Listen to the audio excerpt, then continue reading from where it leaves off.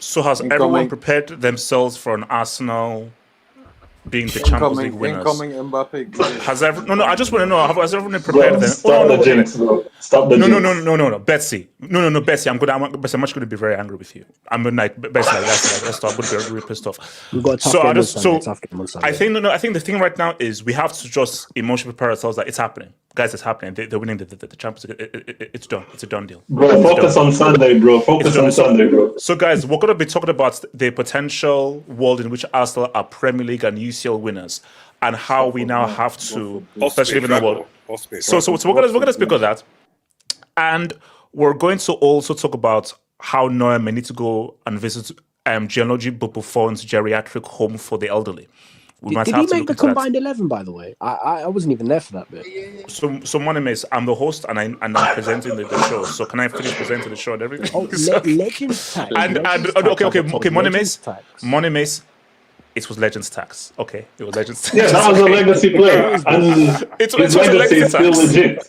Is legacy play. Right? Is this the FIFA Icon 11 or something? What do you mean? Yes, it was Icon 11. Okay, Money Mace. Feel free to flex when it gets. It is what it is. We did what it is, and it's what happened. And yes, Neuer, it's time to retire. KJ, shut up, bro. Let the host introduce the show, guys. Come on. So basically, we're going to talk about the Arsenal in the bank game, what it means, because Arsenal are now officially the best team in Europe, 100%. Then these guys are now the team to beat, and we're going to discuss how they're the team to beat. We're going to talk about Mbappe, about the four horsemen. Forgive us our sins. Ricardo, where were you? For you. Four. You know, whenever you hit a golf ball, 3 goals in 7 minutes. Your goats could never do that. 3 Gs in 7. Nobody has ever scored as many goals in such short amount of time. Guinness Book of Records. Guinness, what's up, baby? Wait, who were the defenders? Can you name any defender? So, guys, we are going to glaze Messi's daddy. We're going to have a glazing session for Messi daddy, and I need all of you guys to apologize for ever disrespecting him. And once we've done that, KJ, where's your AVI? KJ, where's your AVI? Pull up. The main. We're gonna talk. So basically, pull up mine as well. So we're gonna have a mixture of Dr. Evil with a yes, that's the one. Yes. Yeah. So basically, guys, we're gonna do a poll. Is Van Dijk going to choose to either be a stripper or a volleyball player? He has a choice. He's at the crossroads. You know that song, what's it called? Bone Talks and Harmony. See what the crossroads. He's at the crossroads. It's either stripping or volleyball. Now, I would argue volleyball because we don't need any. Okay, so but he's gonna choose because right now he's not a defender anymore. Because if you saw what this guy did, it's gonna go crazy. But guys, they lost 4-1. Back-to-back lubrication at the crib is crazy, guys. This Liverpool stuff is it's going mad. And we're gonna talk about it. 3 games in a row they lost by a 3-goal margin. 3 games in a row. Yeah, You know why? Wait, hold on. Who did they lose to before Dyche? City, 3-0. HH, you know why you're such a First time since 1992. First time in 1992. Oh my God. HH, you know why? Disaster. You're an unbelievable host. HH, you know you're a mastermind, HH. Because how are you going to give us so many different appetizers? Before we even get to the main course, HH, you have Kylian Mbappe 4-piece. You have what you call it? No, guys, streets. This is a full-on meal. It's a full-on meal. So, guys, the main course. Liverpool's the main course. No. We have several main courses. No. Come on, no. The main course is a 4-piece. That's the main course. Wait, actually, no. Okay, you know what? Our starter is Arsenal Bayern. We have 2 main courses. Actually, no. The main course is Mbappe dessert, and guys, it's a great dessert. It's Liverpool. It's a quality dessert. It's like mousse and mousse. So guys, like the video, subscribe if you're new. If there's anything you wish to ask, show, guys, feel free to send your domestic comment. Guys, your dobs and your super chats goes towards World Peace and goes towards Esteval dunking on your mouth. So every single Dubinsky goes towards I vow to with my country, trying to lead Brazil back to their 6th damn star. So guys, please send me the super chats and support your boy. Before we do this though, I've got something to say, guys. RDS, is your mic working there? RDS. It is. Well, I'm quite tired. So okay, so RDS, I think. Would you like to make an announcement to the loving community on the streets? RDS, take it away. Why not? So I think I mentioned it to some of the people in the members hangouts ahead of time. So but I'm officially on unpaid paternity leave. Let's from go. Football's Hub. Hold on. Let's R. Kelly is crazy. Okay, Ricardo, can you just let the guy just that was the only applause I have on the thing. So I don't have any other applause. What's all they want to have? So I'll just continue. KJ, can you let the guy just make? Wait, will he get any? Would he get any shares from the donation? Okay, Ardius, can you continue? So Ardius will continue. So make an announcement. Yeah, no. So yeah, but everyone's like mom's well, baby's well. So lovely baby girl. So and what is the baby's name? What is the baby's name? No. Wait, hold on. Let's just sit and talk. Can you keep it private? My goodness. No, it's okay. It's okay. It's no big deal. Because this is what I said. The baby's name is Hope. The baby's name is Hope. Nah, bro. Who said what? Who said what? Who said what? No. Who said what? Ricardo, was that you? Ricardo, did you say what? I would have said it with my chest. Why you getting excited? Okay, good. That's true. Nah, bro. This real love, bro. He deserves some shares on the channel, bro. He deserves some shares on the channel, bro. Why is that crazy? That's that crazy. Oh no. So it's okay. So what? Okay. Truthfully, what made you come up with the name called Hope? Because of how? To be honest, it's literally just because it's like a nice name, and like we're just thinking like there's so much like negativity in the world, stuff like that. We just want someone to bring hope, bring joy, that type of stuff. So no one can hate anyone else called Hope. No. And also wait. Because okay, so no, Aris, you do know that if the baby is called Hope, and a young black KJ, I swear to you, you say one more thing, I'm actually just going to throw you out. KJ, I've actually had to talk to you right now. Seriously. So, wouldn't it be fair that I become the honorary godfather of this child? No. Yeah, I agree, bro. Who said God forbid? Who said God forbid? I did. Who said that? Well, that's crazy. Can you live stream the baptism? Live stream the baptism. Ricardo, I think you're sick, bro. Well, hold on. We're not having a football hangout during a damn baptism, but that's not happening. It's not happening. So basically, okay. But anyway, actually, no. If I put it to a poll, I know this guy's going to say no. But again, I just say I think it's only right that I be the honorary godfather of this child. You could put it. You could poll the streets. Who would be the best godfather out of the panel members? Like, who would be? Oh my god! Oh, bro, that'd be disaster. Actually, no. I'll do this poll. Wait.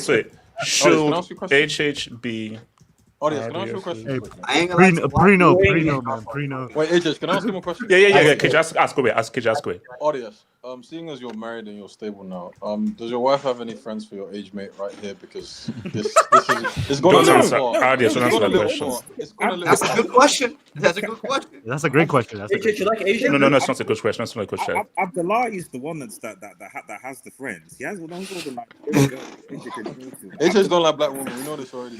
Wait, what? KJ, KJ, you're gonna say one thing where I'm just gonna invite you back. HH, are you You're gonna say anti-black? one thing, bro. Are you anti-black? I am for everybody. I am racially cold when it comes to everyone. No, but seriously, no. I think guys. Seriously, sending congrats and everything to artists. I think that's great and everything. And also everyone puts pressure on artists to make me the honorary godfather. Because I think, bro, I'm sorry, you can't have a child called Hope. I went to your damn wedding. I gave you the best gift out of all the wedding gifts, and I'm not the honorary godfather. I'm going to be the godfather of the child. No, here's the key thing: honorary, an honorary godfather. I agree. RDS, is it a boy or girl? It's a girl.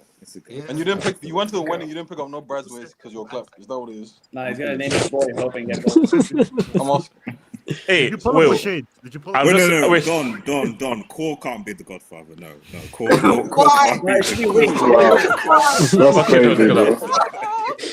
Hey, Core can't be. RDS, the streets are spoken. That's great. RDS, the streets are spoken. RDS, the streets are I spoken. I have to be the honorary yes. godfather. I have to be the honorary godfather, bro.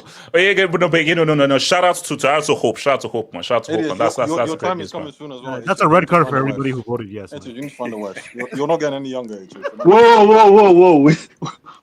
I'm telling you. AJ, you're not getting any younger. You're not getting JJ, can I had you down, man.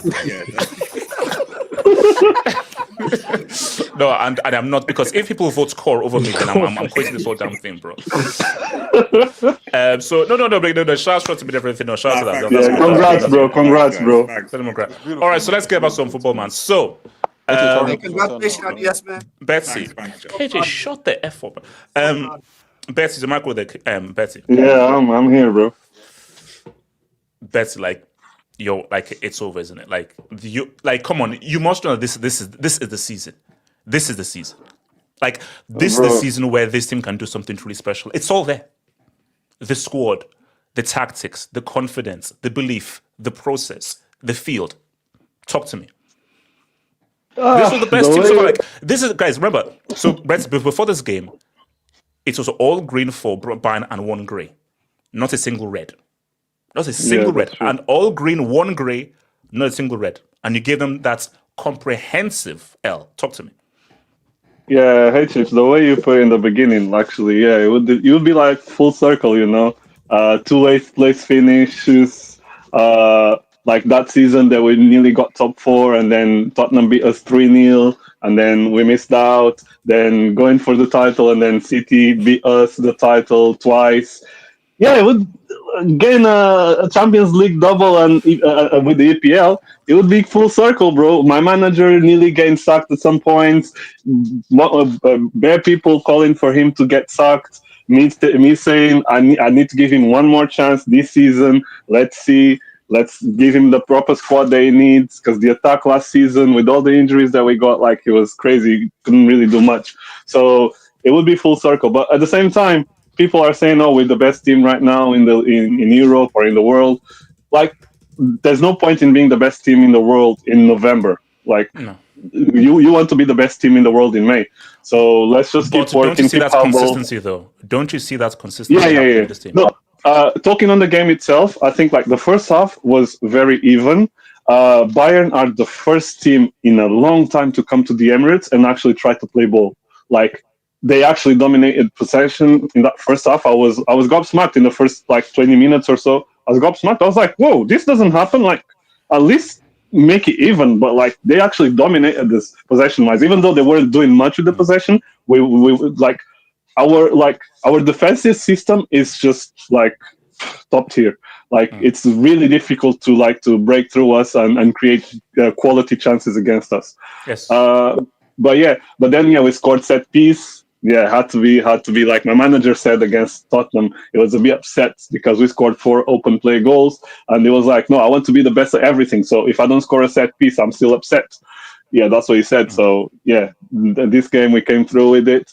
So then we get to the they scored the equalizer, which was amazing as well. They exploited. Miles Lewis-Kelly was very poor today. Like he was getting cooked. Olise cooked him like woof.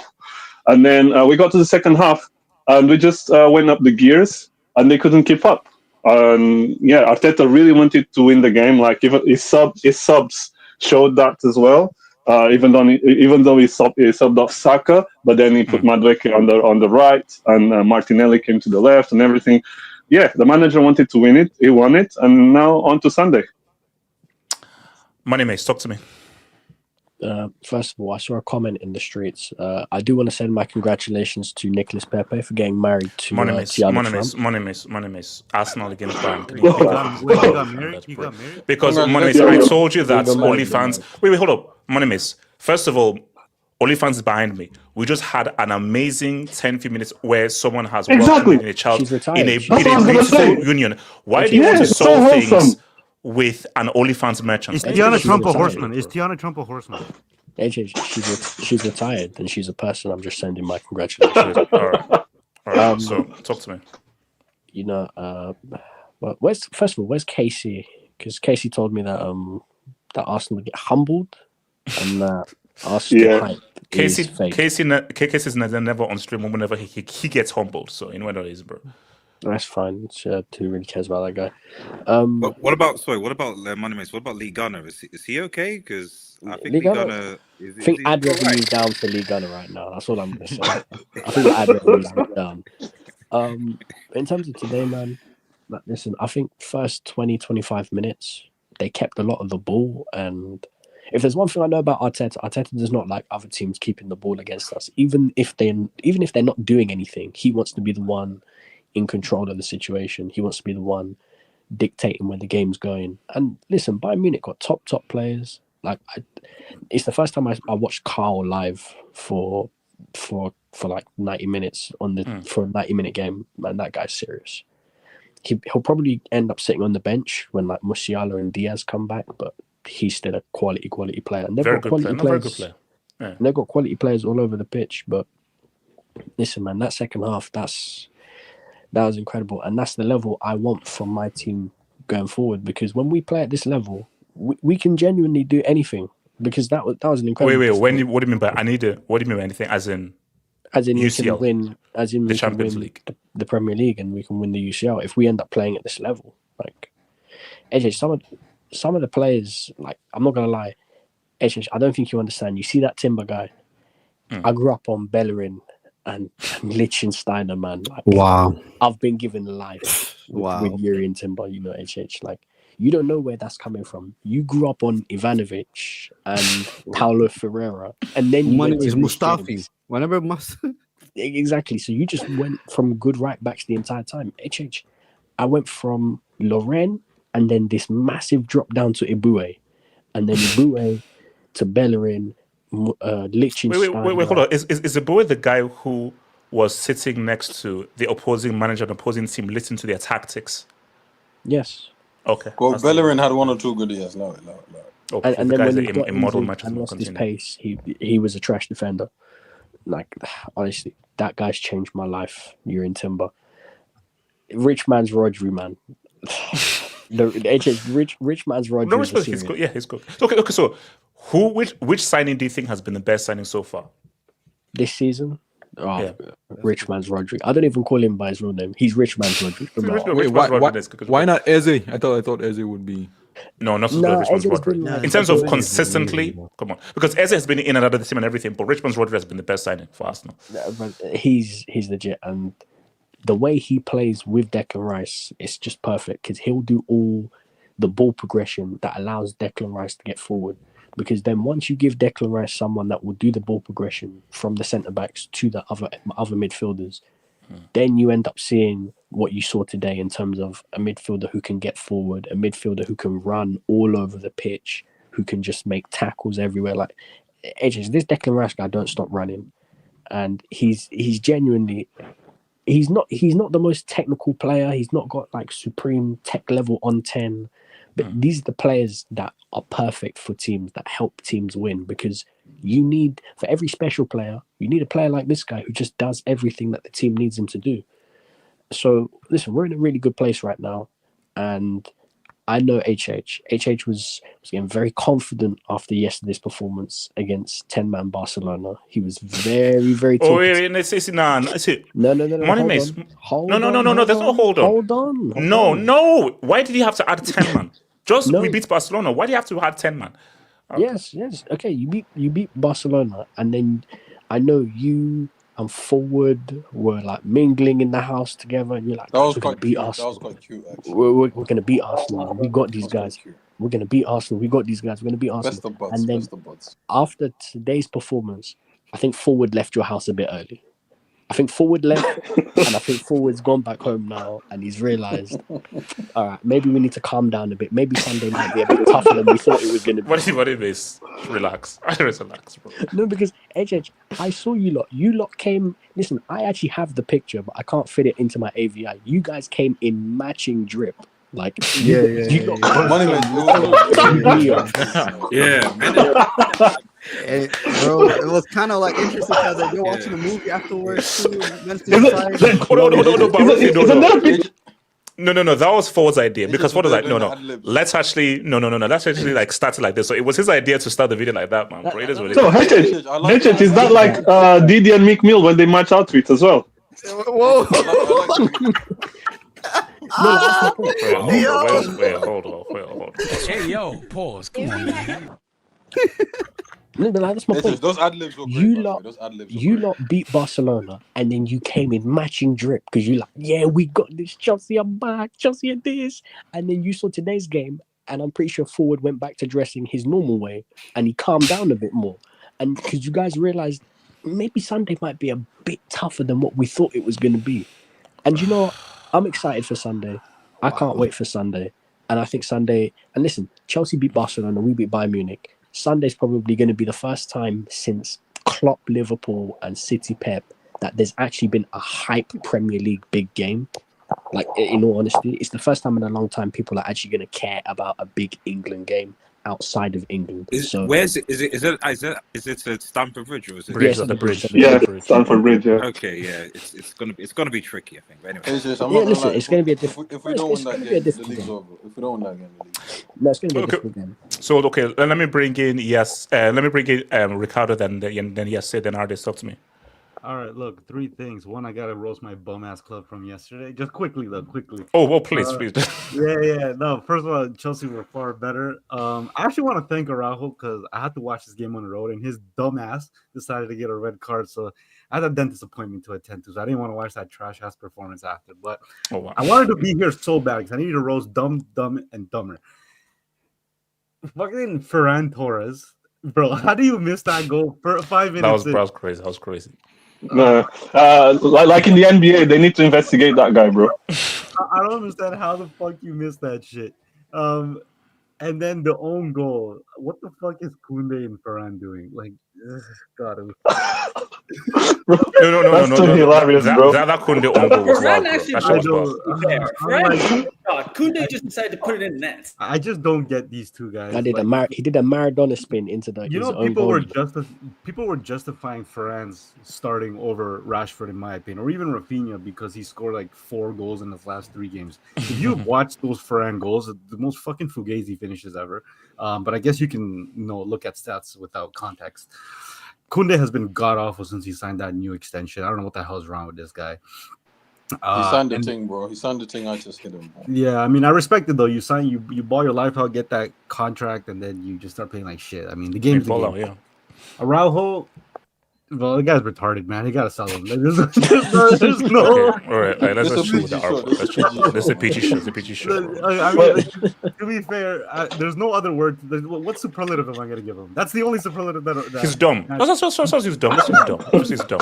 Oh, special. Look. It's HH. I told you about Stephen Williams. I just I vowed to be my country. I vowed to be my country.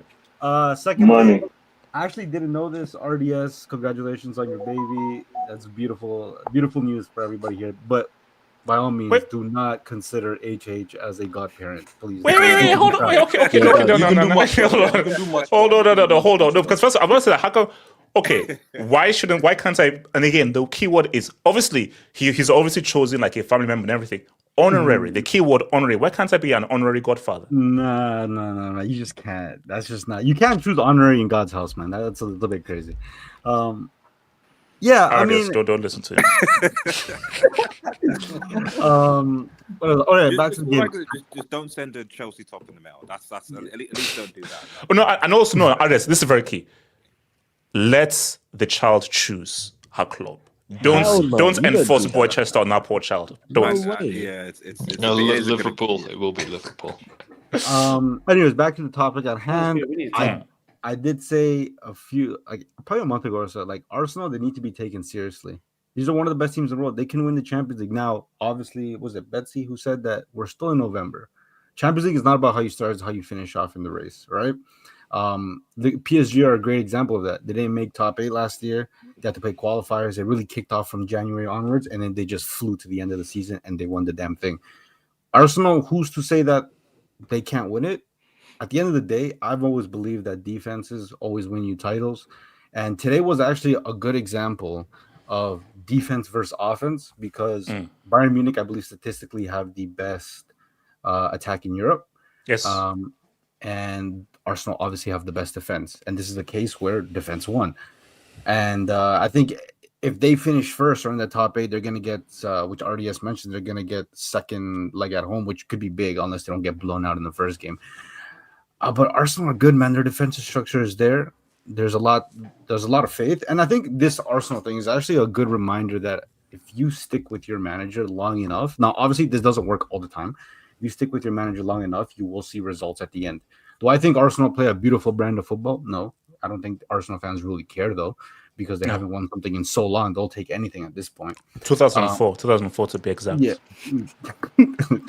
That was before the Avengers Initiative, before Iron Man, before Obama begins, and before Obama was president.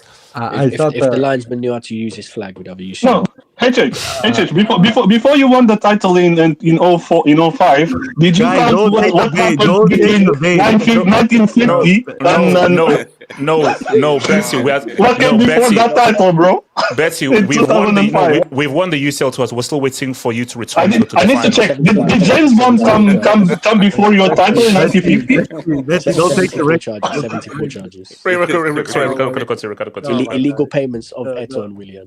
The money based and Betsy, you guys took the bait. Like, come on. The minute Messi speaks, I have to back it up. But Ricardo, like, do you believe that Arsenal can actually win this UCL? I believe they can. Why do you believe they can? How so? I know what you're doing here, by the way. I'm just trying to emotionally prepare myself for it. So yeah, hey, look, you gotta save up your juice for the World Cup because we got one more Ronaldo World Cup. You know what, HH, this is actually a good question. Arsenal treble or Ronaldo World Cup? No, but guys, I don't think you understand that. Okay, I know this is also guys. So normally I live streamed every game. I was so nervous before that Portugal-Morocco game. I watched it standing up on my laptop. I used every single ounce of juice to stop him. I don't think I've got any more left for next year's, but I'll try and find some. But it's going to be a high. Hey, look, man, I'm forever grateful for Morocco, man. No, Arsenal, like I said, it's hard to say. They're definitely going to be in contention. Like that defense is not.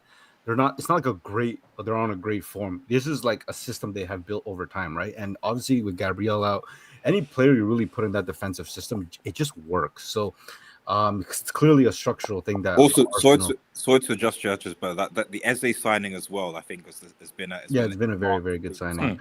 Okay, but who do you think has been more impactful, Eze or Richmond's Rodri for Arsenal? Well, I've always been a big fan of. Jesus Christ, you call him Richmond. You didn't say it. Don't say it. It's rolled up to Don't fall for the bait. Ricardo, you knew we were about to say it. Ricardo, let it flow through you. Let it flow through you. It's natural. It rolls off the top. It rolls off the top. You guys he's writing about the Spain national team too. No, you guys say it so much that I genuinely forgot his name was Zubimendi. Look, Zubimendi, he's been a baller. Like he's always been a baller. Yeah. The Real Sociedad were just sometimes they were good, sometimes. Yeah. He's been great. but I don't know if I'm biased towards attackers, but I think in this case, I mean, Eze is a fantastic signer. There's nothing to take away from that. But Zubimendi, I think he's just been that guy. And it's not really a surprise, in my opinion. If you watch him in Sociedad, you knew he was quality. There's a reason why, both Barca and Real Madrid wanted him, but, he's wanted to be loyal to Sociedad and he decided to go elsewhere. So that's great for him. It's actually paying off his decision. I can see them win the Prem. I think if Chelsea don't say something, then I think it's wraps from there. Like, I don't see them slipping up in consecutive games.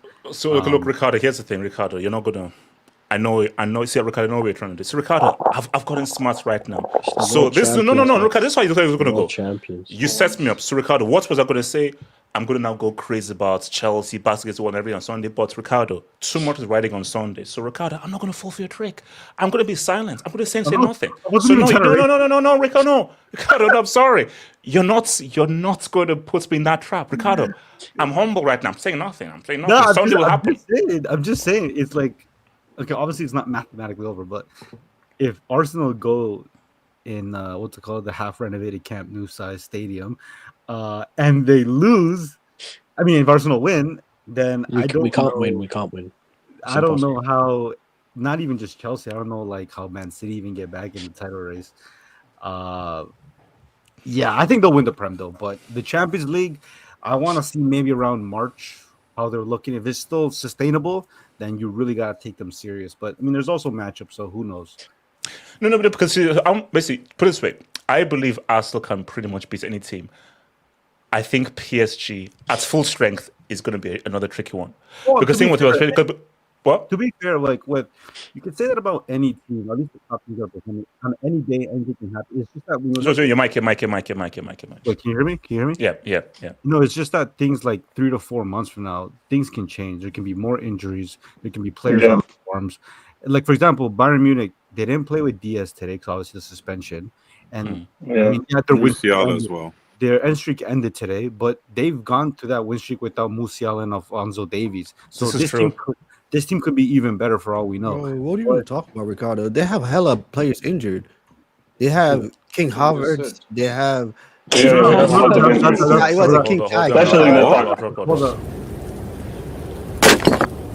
a dumbass. No. Whatever you guys say, Kai Havertz is an important player to us. No. Batsy, with a straight face, don't tell me that Havertz is even close to what a Musiala or Alphonso Davies is. No. I'm not going there. But I'm not saying. I'm not saying. Gabriel Jesus. No. But I'm not saying. I'm not saying. Hold, Ricardo. I'm not saying that as a point of comparison why this game went. Yeah. I'm just saying those players that Bayern Munich were missing, they clearly raised the level of Bayern Munich. At least you would expect based on those player qualities. So at the end of the day, who knows? I mean, one player doesn't have a good game.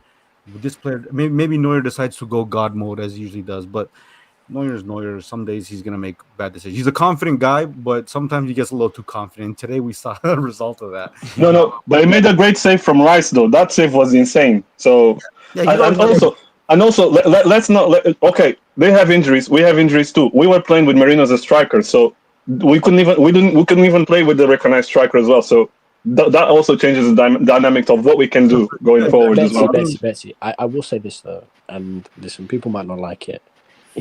This makeshift striker is actually our best striker. That's a great point.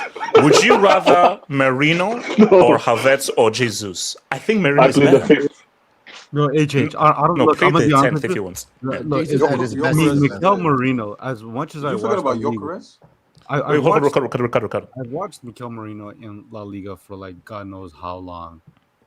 If you would have told me that he would become a striker, I would have just I would have stopped watching this sport. This is insane.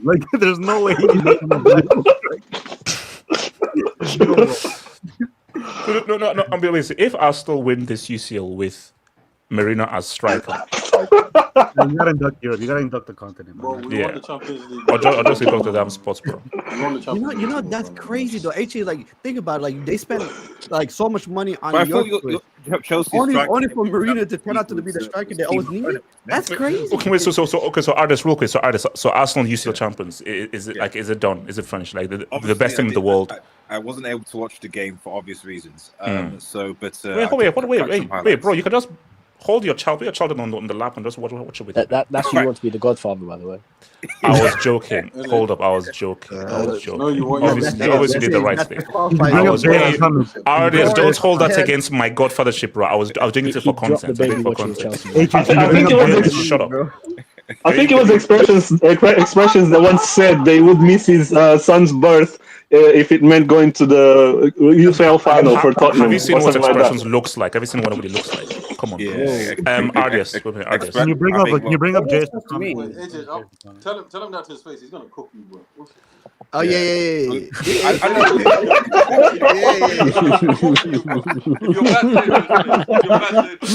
Hold on. So Ardis, go for it. Ardis. Yeah. Speaking of Spurs, you should probably I don't know how Spurs keep on doing this. Where like I'm like, oh, Spurs are beating PSG. Stop. Let's stop it, bro. Audience, you gave him a European. They did it twice. I know.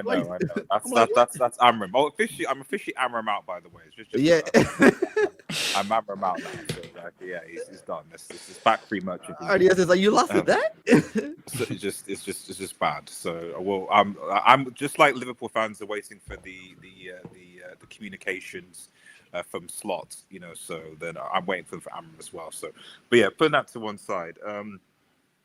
Yeah, I mean, I don't know. I think as Ricardo sort of alluded to, the key in this game was that Bayern arguably had the best attack in Europe, and Arsenal the best defense. And this was literally attack versus the defense, regardless of all the players that were out. Although obviously Arsenal having the home advantage, but let's be real, there were certain fans that were saying, listen, it's different. They're playing against Bayern Munich. Some of it, I think, is also just down to coaching. At the end of this is still Kompany's second season. He's still, he still needs to develop his experience in terms of how to adapt to other teams. And whatever you say about Arteta's style of playing this team has evolved. He's not... Arsenal not playing the same way they did in the first 1 or 2 seasons that like he came in. They were not doing this set piece FC stuff. And set piece drill weren't great in season 2, even season 3. In the last 2 seasons, it's only been a thing. So clearly, this is something that again shows that like when you actually have experience, when you're actually entrusted by a board to build your squad over a period of time, it shows. Like Arsenal did not have this squad 2 seasons ago, 3 seasons ago, etc. Now they do, So there is an argument that clubs should actually go towards this kind of long-term stability, if at least the manager's showing some results. That's why Amram needs time. Give him time. Give Amram time. No. 3 wins in a row. The difference between Amram and Arteta is that Arteta is adaptable, and as I said, Arteta adapted. Arteta changed his game. Amram is a back free merchant until proven otherwise. I want someone to defend me on the A back free merchant is crazy. Back people hate him. How can you play 3 centre backs? Backdoor merchant. You can't play 3 centre backs against 10 men. What are you doing? 10 men, HH. 10 men. He was unbeaten. What? I was like, even Conte switches up from time to time. Even Conte. No. That is disgusting, bro. So to still play through the back against 10, that is disgusting. It was just like, no wonder. It's even worse than that. We played back 5. We played Mazzarari, Dorgu, and 3 centre backs against 10. That's crazy, bro. Tangent, but people would need to remember, like, because they've forgotten, because we end up winning the game. This happened last season against Lyon. Lyon went down to 10 men, and they went to 4-2. But for Maguire contorting his neck, we would have lost that game. Yeah, so it already happened. It already happened before, So, but anyway, back to Arsenal. So yeah, I think that Arsenal's depth. They don't have anyone, for example. I don't think. Do they have anyone going to AFCON? As far as I'm aware, they don't. No. No, they don't. Exactly. Arteta masterclass. Purpose. Arteta Wait, hold on. masterclass. Monuments, what's that? Monuments, what's that? What do you say that? Nah, nothing. Not a Nothing. single nothing. black player. Interesting. Oh wait, they did have someone before, but then he got arrested for certain issues. So Thomas the Tank Engine. Thomas the Tank Engine. Thomas the Tank Engine. Thomas the Tank Engine. That's when Arteta said no more. To be fair, Madueke should declare. I don't know, but yeah, that's it. Wait, Ricardo, that's a warning. Next to the yellow. So. Audience, do you reckon Madueke should declare for Nigeria? Like just. Oh no, KJ, I realized we're gonna miss Eze. We're gonna miss Eze. Oh shit, yeah, Eze's going and Saka. Eze's going, man. Eze's going, man. He's going for. Guys, you know that's good. You know this one's not even funny. Guys, it's actually not even funny. Bro. It's not even funny, bro. We're gonna be Saka's watch. That's not something funny. It's like, listen, no one's laughing. No one is laughing. Nigeria could have had It's hilarious. Ricardo, we've been through this before. Mitchell, Mike. No one's gonna be watching Nigeria anyway. So Waneri has never played for England. Waneri has never played for England. You could use an attacking midfield. That's what I'm saying. You could use less corruption. So let me quickly say quick Dubinsky's, man. So shout out to boy Mohammed. Congrats to Messi's son for being the second French player scoring 4 goals in a CL game. Giroud did it first, by the way. Cap, no, he didn't. And he didn't do it as quickly. 3 goals in 7 minutes is a Guinness Book of Records. No one's ever done it that quickly. So Didn't do that for Chelsea. Shout out to boy Mohammed. I think the Dyke is practicing his moves for his shift in strip club with hashtag Magic City. Jesus, man. Bro, I'm telling you, they're doing this on purpose. Him and Konate are doing this on purpose. That's what it looks like. It's crazy. Wait, no. Can I go next, by the way, after this? Okay. Hold on, let's go quick. So shout out to all. Sunday is the real test. Hashtag belt to ass. Belt to ass. Look, this is Arsenal fans are arrogant. So now they're being arrogant. Okay. Rightfully so, though. No, okay. So. No. These are the Money. world champs. Wait. What was it? Was it? Well, it's going to be 5 goals. Look, so it's like 5 or 6 goals on Sunday. What do you think? No, bro. I come in peace. I come humbly. Betsy, we're losing 4-1. These are the world champs. Wait. RDS, don't speak that into existence. I can only hope that the front 3 is the Lap, Neto and Garnacho, please, Maresca, please. Hey, did you saw what Garnacho tweeted? I mean, wait, Charles, come on. Why is the slut losing to PSV, aka professional scouts violators at the crib? Is LeBron teaching BVD to dunk using it? Apparently. Wait, so Ardis, what's in? Ardis? No, I didn't even know Perisic still played football. So apparently, well, yeah, bro, I did not know. He's still one of our best That's crazy. He is still one of our best Is players. that you or forward, HH? So VVD had PTSD from what Perisic did to him a couple of seasons ago. That's wild. Remember that meme? Basically, no, guys, put it this way. First of all, Van Dijk, I think, like, bro, just go play before the. They were comparing him well. to Ferdinand. But then, guys, you know how wild it is? The 3 players that were in like contract negotiation. One guy left. The 2 guys that stayed are horrendous. So shout out to imagine if Arsenal do the quad. God forbid. Oh, come on, bro. Come on. Betsy, God forbid. Let's not that happen, bro. I might actually. I want to see that. Because if that happens, then if that happens, that'll be interesting. Nobody can win. How do you use social media? How do you go to work?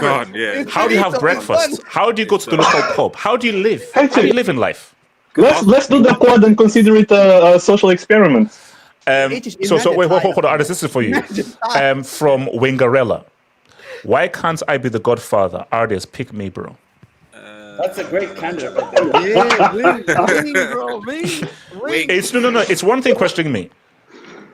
You know, Wing is a like quasi Nigerian Texan who has said most of the most ridiculous things on earth. He's the last one you want to be a godfather, bro. No, to be fair, he's hilarious. Shout out to come on, HH just wants to be the godfather. Just Wow. Okay. Whoa. Okay. That's a red. That's Bro, come on, bro. That's a red. That has to be That's a a red. red. That's a red. That's a red. bro. That's a Whoa. red. Yo, mods, ban him for a couple weeks, bro. Hey. Come on. That's a red. That's not. I'm moving. I'm not even gonna. I'm moving. That's crazy. H is the type of guy hanging outside nightclubs at 4 a.m. trying to sweep up.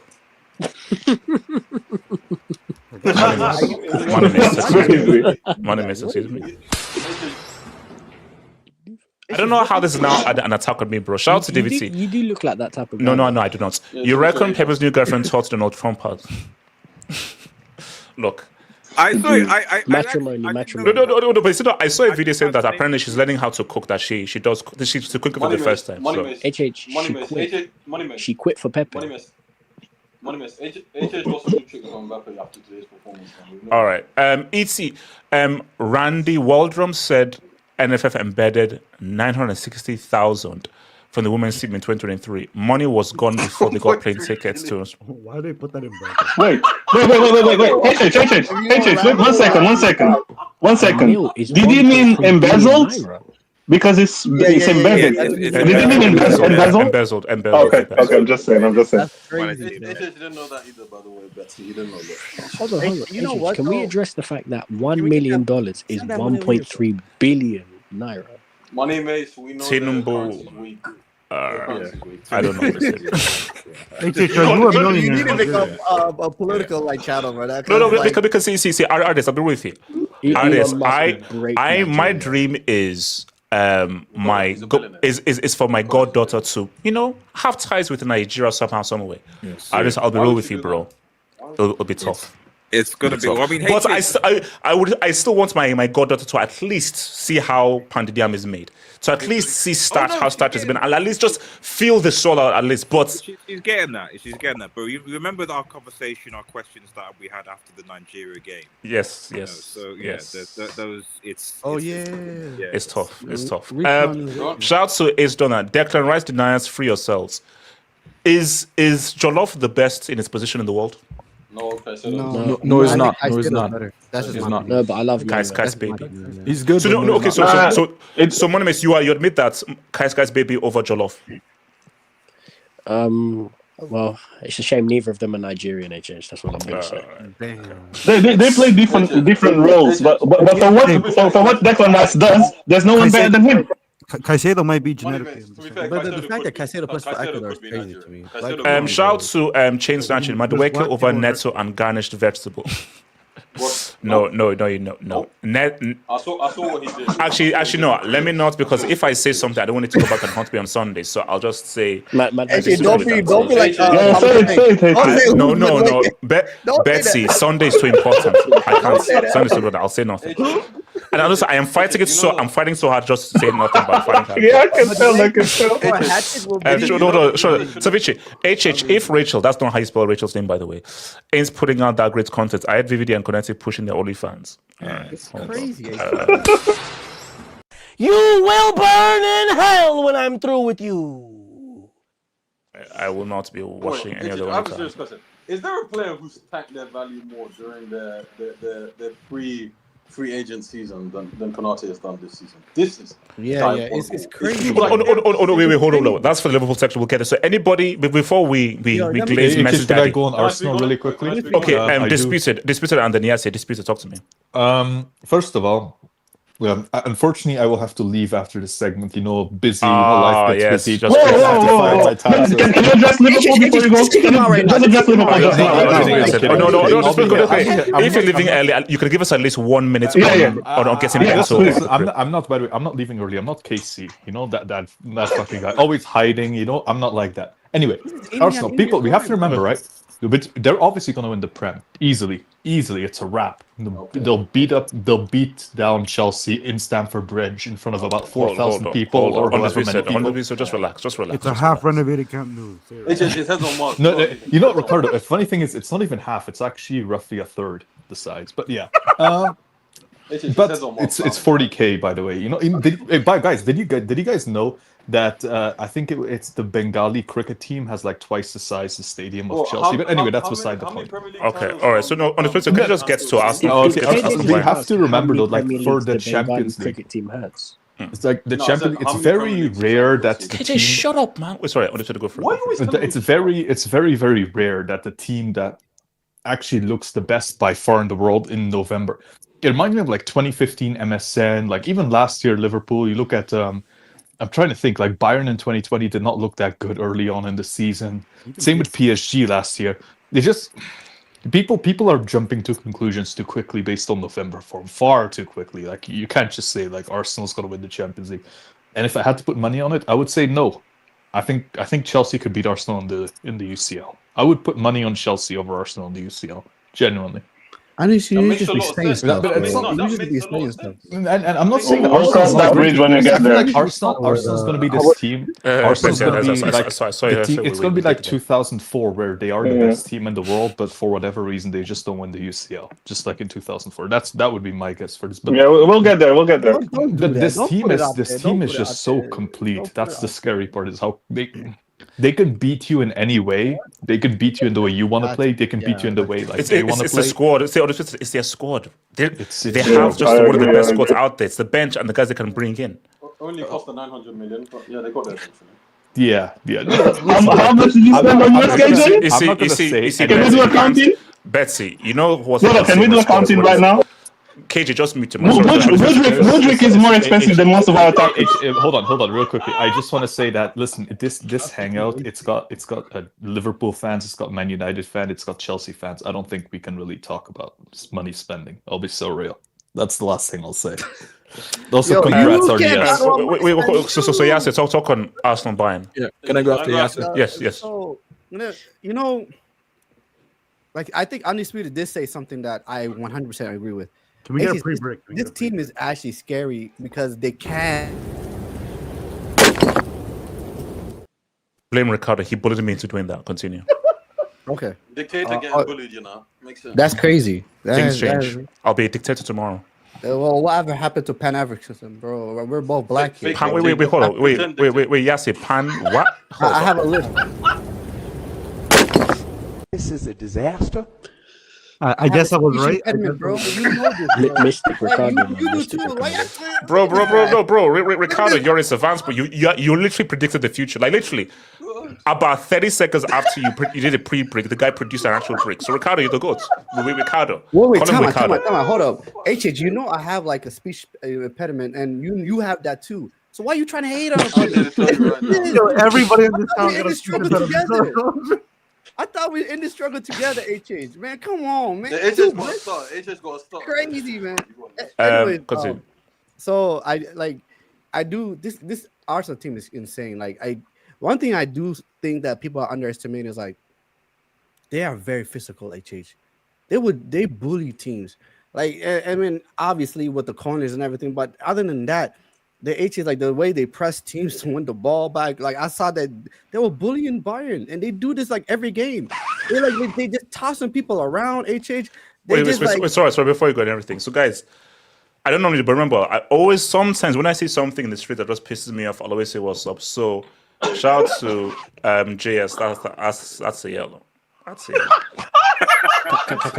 Can I respond? Jay is trying to stick up for me, bro. Shout out to him, bro. My brother. Bro, come on. That's... No, it's just like that's one thing that I think when I see them in like the Premier League, yeah, no, and they play Money Europe. That's a yellow. That's a yellow for Money Mix. Sorry, continue. Like they can outplay you. They can outplay you like they did to Tottenham. They can outbully you. They can do everything. HA. So I get what Undisputed is saying, that people are saying it's too early, but again, realistically, when we sit here and think about which teams are like the best teams in the world, it's hard not to say at this current form right now, they are the best team. So then you get to the point where, okay, what team can beat them? And we're thinking we thought Bayern was a team that could beat them today. And they just they destroyed them. Like they made Manu Neuer Manu Neuer did like it was a Sadio Mane 2.0 again. No, like, it was worse. It happened. We know it happened again. He tripped over oxygen. That's when you got to quit, bro. We know who beat them. Sunderland just beat them. Literally, they just beat them 2 weeks ago. Yeah, but you know, it's like they Beat them. Beat who? It's like the occasional Arsenal. the occasional. They didn't beat us. It's going to happen. Like it's the occasional draw is going to happen. But okay, fine. No, what I'm saying is like they're unstoppable, man. And no one has a recipe to how to stop them in terms of set pieces. Like everyone tries, but they just bully people. They just one thing I'll do. I will say it is like sometimes I feel like the referees. The only chance we have is the referees. Because if the referees start calling things, now I'm gonna be real. If they start calling fouls on the goalkeepers, like because like sometimes they be fisting up the goalkeeper. Pause, but they be bullying the goalkeeper, and I'm like, what's going on here? They do it to every goalkeeper. Did you say fisting up with the goalkeepers? Or facing? That's a massive. The first one. Insane pause, but I hear it. Hey, yo, pause. Come on, man. But I said pause already, Dick. Golly, man, come on, man. Can we just move on? Like, but they are scary though. They're scary, man.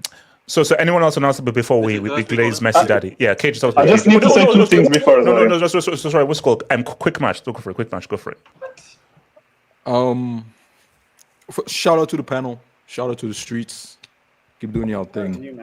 And also shout out to me, honorary godfather of Hope, my future goddaughter. Yeah, shout out to RDS as well, man. Congrats. You know what I'm saying? It's a beautiful thing. Family first. You know what I'm saying? Thank you. Where's my congrats for being named honorary godfather? Not everything's about you, fucking.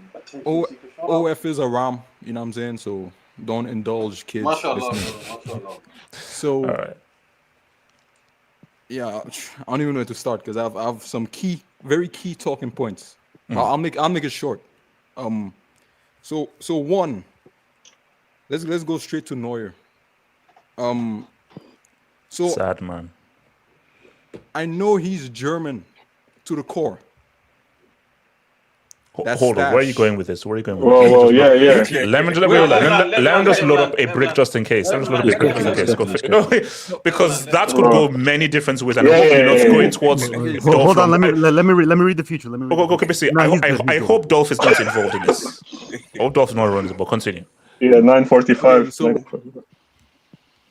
not Dolph, but let's say A hits. This is a disaster. Let's I didn't see that one. I don't know who dubbed that. I mean, like, I don't understand. It was YSK dropped that it hits. Like, what? Quick match. Let's just stay. Yeah, let's stick to. This is a PG show. It's a PG show. It's a PG show. I'm gonna let him live.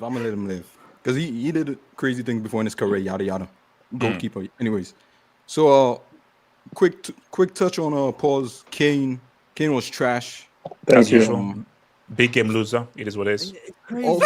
Every time. He didn't have a shot. He didn't have a shot all game. All game he didn't have a shot. No. Okay. So, guys, I'm gonna get really angry. How many times do I have to tell you? When it comes to stats padding, Kane is R9. When it comes to a big game, he's Timo Werner. It is what it is. It is what it is. It's so crazy. You were the best player in the world a few weeks ago. You don't know. Form tax, and I was doing it because it was just for when it comes to clutch, peer pressure. Basically, he ain't contorting his neck like a Drogba to get a goal. It's not happening, bro. So he is the biggest. He is the biggest. Okay, quick question analysis. Yes or no? In a big game, would you put your money on Kane doing anything in a big game? Yeah, nothing. Never. Zero. So, hold on. Nada. Quick question for quick match analysis. So Kane only shows up in small games, right? Small and mid Okay, games. so if he only shows up in small and mid games, he showed up against Chelsea. So what does that mean? So quick question. Let me respond to because that's to me. That's directed at me. That's directed at me. You know this guy's gonna glaze Mbappe in a few minutes. No. So basically, we're not taking this seriously. It's a group game, and we're not really at our best. If we were at our best, do you think Kane will do anything else? Hell no. It wasn't for H. It not at home though. Why did you want to lose at home though? No. Bayern were at the crib when we played them. Bayern were at the crib. Yeah. So quick. Just one last thing. Yes. I think everyone is being very harsh on Neuer because the problem was Martinelli miscontrolled the ball, and the ball went to the left. Because if Martinelli controlled the ball properly, Neuer would have been on the ball straight on. No, hold on, no. Didn't the ball bounce and then Neuer misjudged the bounce and then tripped over Oxlade? No. He miscontrolled it on his thigh, and the ball went left, and that's why Neuer was no man's Can land. I just say Buffon never got those excuses, man. That's all. Okay. It was a corner. Buffon never came out of his box. Yeah, why was he so out of the? Why were you so out of the goal though? I didn't make no sense. No, because bro, Neuer invented that. It is what it like, bro. So what are you talking about? This is so cringe, man. Get this. Oh, so who was a sweeper keeper the way that Neuer did before Neuer? Fabian Barthez. See, HH. Wait, hold on. Oh, I'm 21 years old. That's my real age. For my alternative age, I knew Barthez, and Barthez wasn't doing what Neuer was doing. And I think RDS knows because RDS is the same age as my alternative age. Barthez wasn't doing what Neuer was doing. Not even close. People. No. I think the mistake you make is that Barthez was very good with his feet. Very good with his feet. Yeah. He wasn't a sweeper keeper. There weren't sweeper keepers in the 90s or the 2000s. I have a question for you. Do you think John? Hold on, real quickly. Can I ask you something? Do you think John Stones is better than Nesta because he can dribble more? HEC, I mean... Wait, hold up. So you're saying that Neuer doesn't make saves? You're saying that Neuer at his peak never made amazing saves? Are you saying that Stones didn't know how to defend? Wait,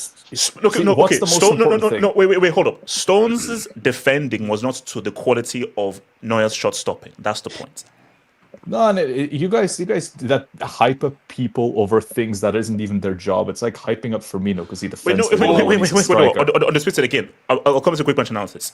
He's a great shot stopper. Yes. On top of that, he also is a super keeper. And as I've always said, in terms of purely shot stopping, Buffon is the best of all time. Pure shot stopping. But this is the best way to do it. This is the best way to do it. The best keeper of all time, in my view, is Buffon. The greatest keeper of all time is Neuer. Because Neuer evolved the role, as well as just being a great keeper in and of itself. Simple. No. It's fine. Like people don't remember like football. Wait. Quickly, I've got to go back to quick. What do you say? I'll just say that Neuer evolved the role so much that the best goalkeeper in the world right now is a brick with the ball at his feet. That's how much he evolved the role. So All right, quick question. You want to continue with something? Who's the best goalkeeper in the world? I think you're trying to say Donnarumma, I guess, but I don't know. No, it's Courtois. Yeah, I thought it was Courtois. No, they both are. He's a Donnarumma Glazer, but it is what it is. But it's basically a quick match. Are Arsenal winning the UCL? They are? How come? Why do you think they will? They might make semi-finals, but yeah. So I just want to get back to my thing. What was I saying? Yes, sir. So Kane was poor, and he was very slow. He was sluggish, and Olise as well. I think he was poor today. He got past Skelly like a couple times, but his overall play for the entirety of the match was very lackluster. And again, he did that same type of performance versus PSG, and I don't really appreciate that for a player I hold so high in regards. So I want to talk about some real quick. When we previewed the PSG Bayern match, I got jumped, which is why I currently have these shades because I currently have a black eye. Damn. Wait, what? Who jumped you, bro? Wait. I'm not sure whether this is a bit or actual real. Okay, let him explain. So I was jumped on this channel by two Bayern fans. Damn. And were they white? HH allowed that? Wait. Okay, can the guy speak? Hold on. You continue. He initiated the jumping, so he essentially is like a gang leader. So when we previewed the PSG Bayern match, I expected a Vitinha masterclass, and HH asked, he disrespected me and the streets with a question that I don't think we should ever forget. He said, will Vitinha step to Pavlovic and Kimmich? Now, Kimmich, I understand the comparison because Kimmich been around, he did his thing. But Pavlovic, today, His highlights were in the first half. A simple ball coming to him, all he had to do was control. He scoffed at it. The ball bounced after he scoffed. He went for it again. He scoffed again. So, and also he almost scored an own goal. And after that, he did nothing for the rest of the match. If Bayern were playing with 10 men, you wouldn't even notice. Tell me why Declan Rice is outshining that midfield. I know Kimmich made a good pass today for Gnabry with that goal. Yes. And that was a quality pass. But tell me why Declan Rice, a player, I've been hearing the amount of ridicule I've been hearing on his name. He cannot control a ball. All this ridiculousness. No, come on. Let's be real. We respect Dec in terms of the role he plays. But in terms of like, he has no Salini, he has no Lala, he has no Sasa, he has no Tata. So that's the point. Why did he run that midfield today? Why? Oh no, because PNP beats Tesh today. You see, there's a war happening between PNP and Tesh. Sometimes Tesh wins, sometimes PNP wins. It's a war where it's a back and forth. It's like the Autobots and Decepticons. The Autobots are Tesh, the Decepticons are PNP. Sometimes the Decepticons win, sometimes the Autobots win. Today, the Decepticons, aka PNP, won. So shout out to Jolof. Or maybe... Did Casemiro have tech? Did Casemiro have tech, by the way? Unicrons to go, but anyway. So, yeah, quick or it might be that the midfielders that who so-called have Tesh don't really have that much Tesh, because the midfielders that I rate with Tesh, when they played against Rice didn't run the midfield. But your goats, as I said, the Bayern fans who jumped me, who gave me the black eye. Why I'm not seeing none of them today. They might be in the streets, shout out to the streets, but I need them to defend this midfield, this performance. I need them to defend. So in your view, Rice is a top 3 midfield in the world. Is that what you're trying to tell me? Currently, yeah. Yeah, I would have to say currently, like Vitinha, Rice, Pedri's been off form and he's been injured. Gatlock, never compare me to this bum, by the way. What kind of comment? No, this undisputed. You called me a bum one last time. I was like 3 awards, so watch your mouth. So is Rice an all-time midfield? All-time now, we're not doing. No, we're not saying. Okay, but so you say he's top 3 in the world right now? Yeah, right now on form. Cap. KJ, is it you want to speak on this? Yeah, we have about a minute, bro, because we need to cook Dr. Evil. Can I start with that as well, by the way? Yes. Yeah. We're not going to talk about Mbappe, thank you. Oh, no. Well, Mbappe is the dessert. So main course is Dr. Evil and the stripper. That might be from Rotterdam. Calling another grown man a piece of dessert is crazy.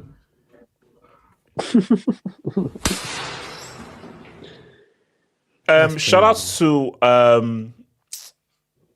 Wingarella. To be honest, VVD is a thick red bone with pretty hair. Sub. Wait, I love this guy so much. Wing is the greatest. He's so good. All right. We're going to move on very quickly. Shout out to Talents FC.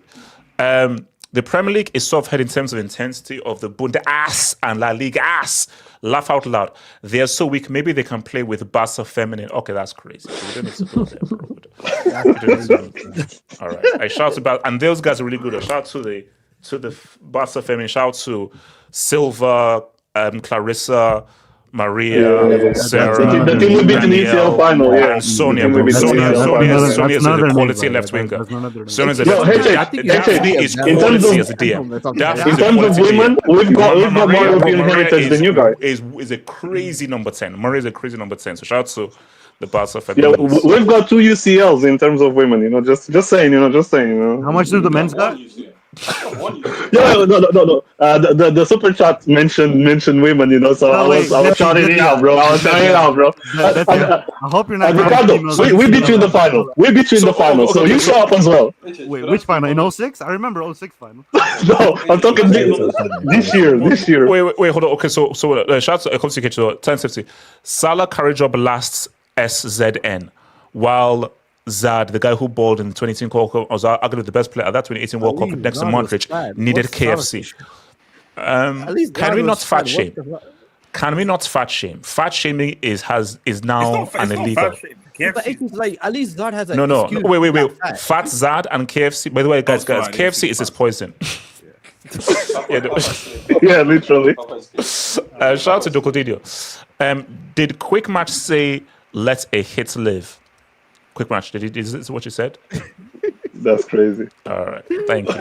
Talent FC, disgraceful to Bartes who won a Euros, not Neuer. Wait, okay, what are we doing here, bro? What are we doing? Talent FC again. Where is that Bomian fan, Pooh? I swear he's in the. I thought he was in the chat. Don't do that. Don't do Hey, come on, bro. Respect the guy, bro. Okage is one of the good ones, bro. Edgardo, I'm worried about Chelsea this Sunday versus Arsenal. Don't be. Edgardo, I'm worried as well. no, Edgardo. All I say is, when you speak. All right, hold on. So basically, No, Chelsea are favorites. Chelsea are favorites, bro. We come humbly. We come humbly. No, we'll I need see. to hear the song now. No. I can't. Just resist. Just resist. Half of no. If you sing, they're gonna clip you, and if we lose, they're gonna play it in the song. So half of just resist. Save your vocal cords until after the game. Half of just resist. You're gonna lose 4-1 anyway. Yo, where is this game played at though? KJ. This time last season, you lost 5-0 to The bridge. KJ, speak on it. KJ, talk to me. Under the bridge downtown.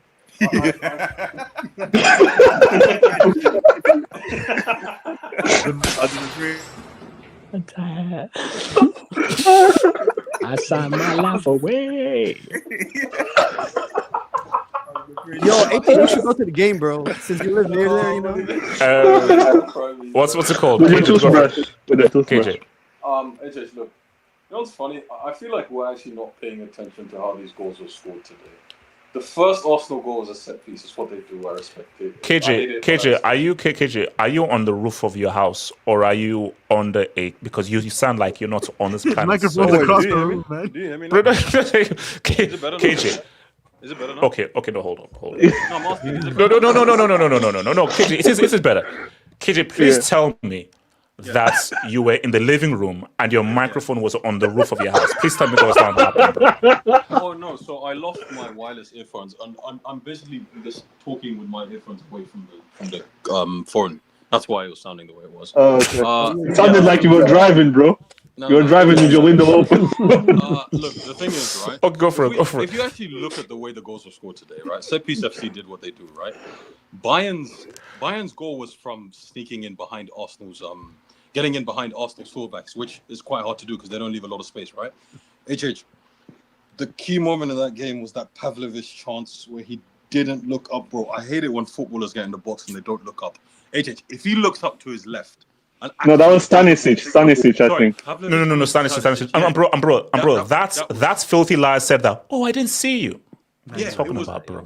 That's stupid, yeah. I think at that point, if Bayern make it 2-1, I think this game probably doesn't end in the Arsenal win. Okay, you look at Arsenal's second. Possibly. Right? It was a terrible Upamecano pass. I don't know what he was doing. A terrible pass. Calafiori, fantastic cross, outstanding cross, one of the best crosses you'll ever see. At the same time, why was Chukwunonso open there? Because at the back post, no one was. His name is Noni Madueke.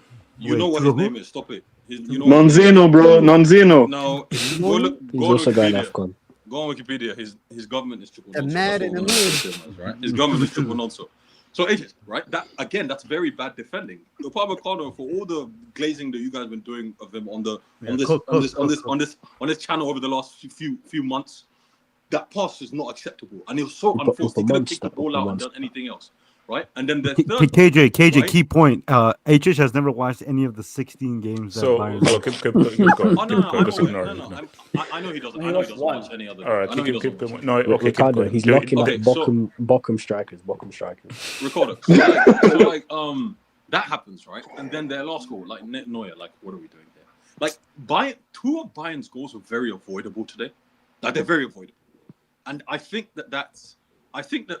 I don't think this was an outstanding Arsenal performance, in my opinion. They had a lot of possession. Yeah, it wasn't. But it wasn't an outstanding performance. But it was effective. The second half wasn't outstanding. The second half. Did you see that save from Declan Rice as well? No, but basically, what are we talking here now? No, when I say outstanding, listen, bro. Just listen to KG. When I say outstanding, right? That's like to me, that's like 3, 4, 5 clear-cut chances that you created in the game. And that second half, that was not the case. That was not the case. You But, profited but, from no, but, Bayern but being Arsenal too- controlled the game. Arsenal Wait, controlled the game. how many clear cut chances did Bayern create? Because Raya was on Mike is annual out. leave. But basically, he's complimenting your club. He's saying that there's levels to Arsenal. I did- Arsenal didn't need to Okay, play okay. well to Fair, beat fair. Bayern. I didn't say that Bayern were great because they weren't, right? I'm saying 2 of the goals that they conceded are very avoidable. And But I that's don't football think in a it's- nutshell, bro. No, that's fair. That's fair. Hold on. Most of the goals that teams are going to concede are avoidable. So Basically, no. Basically, KJ, the main thing is are There's Arsenal winning holes the in UCL? Arsenal that Chelsea can Are they exploit. winning the UCL? My name is shut up. Yeah, KJ, so basically, are Arsenal winning this UCL? What is it you said with Bayern last week? They peaked too early. It's running agendas here, by the way. I'm not basing this on any facts. They might have peaked too early. So you're saying Barca has a chance? No, yeah, Barca. Hey, KJ. Shut your goddamn ass up. Oh. Look, AJ, my thing is this, right? I think that today actually did show that. I think maybe the long ball over the top when they're pressing you is possibly There's one of the something easiest there. ways to There's get something it there done. for Chelsea. No, there's generally something there. No, jokes aside, there generally is There's something there for Chelsea. Because that's the best defensive side in the world over the last 3 years, right? Not just this year, the last 3 years, right? And the way Bayern could get honestly, Garnacho, you know Carl's the goal- runs you need to make on Sunday. Carl's goal Okay, was my name very is good. this is your last one, Look, bro. AJ, I'll be honest. I know we're gonna do a preview for it probably on Saturday, but look, Yes. they're not unbeatable in my opinion. And like I said, if we don't Can take it now, that's fine. you just like let life just life? HH. You know, can you just let life? KJ, say inshallah. Just say inshallah. Did you see what I did to the champions of Spain yesterday? Did you see what I Exactly, man. Did you see what I exactly. did? Why am I going in? No. Barca in 2025 and Arsenal in 2025. Barca have No. 5 UCLs. Who are we? Have hope. Get this as a springboard, and say what you want to say. We know you want to say something. How do I put this? Fearing a team who last won the league during George Bush's first term is not something that I can really do. I'm afraid. Exactly, I'm afraid, man. I'm afraid.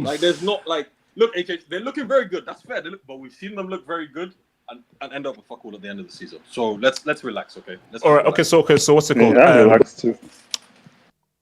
Who wants to cook first on Dr. Evil? AJ, can I cook? All right. Okay. I'll come to Yassi and then to RDS, bro. Okay. Oh, actually, no. That's true. No, Undisputed still here. Undisputed. Yeah. Disputed. Come on. Disputed. Talk to me. Come to the podium, man. Hold on. On Spencer, please. Step to the front of the class, please. Yeah, take a stand. Please take the mic is there. I am Take the here. stage. Take the stage. The I am spotlight is on here. you. First of all, could you enlarge my AVI? I just want to remind everyone that we have 6 Champions Leagues before I get going, right?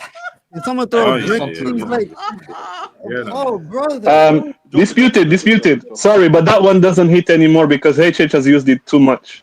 That one doesn't hit anymore. But he I'm sorry, bro. I'm sorry. He only has 2.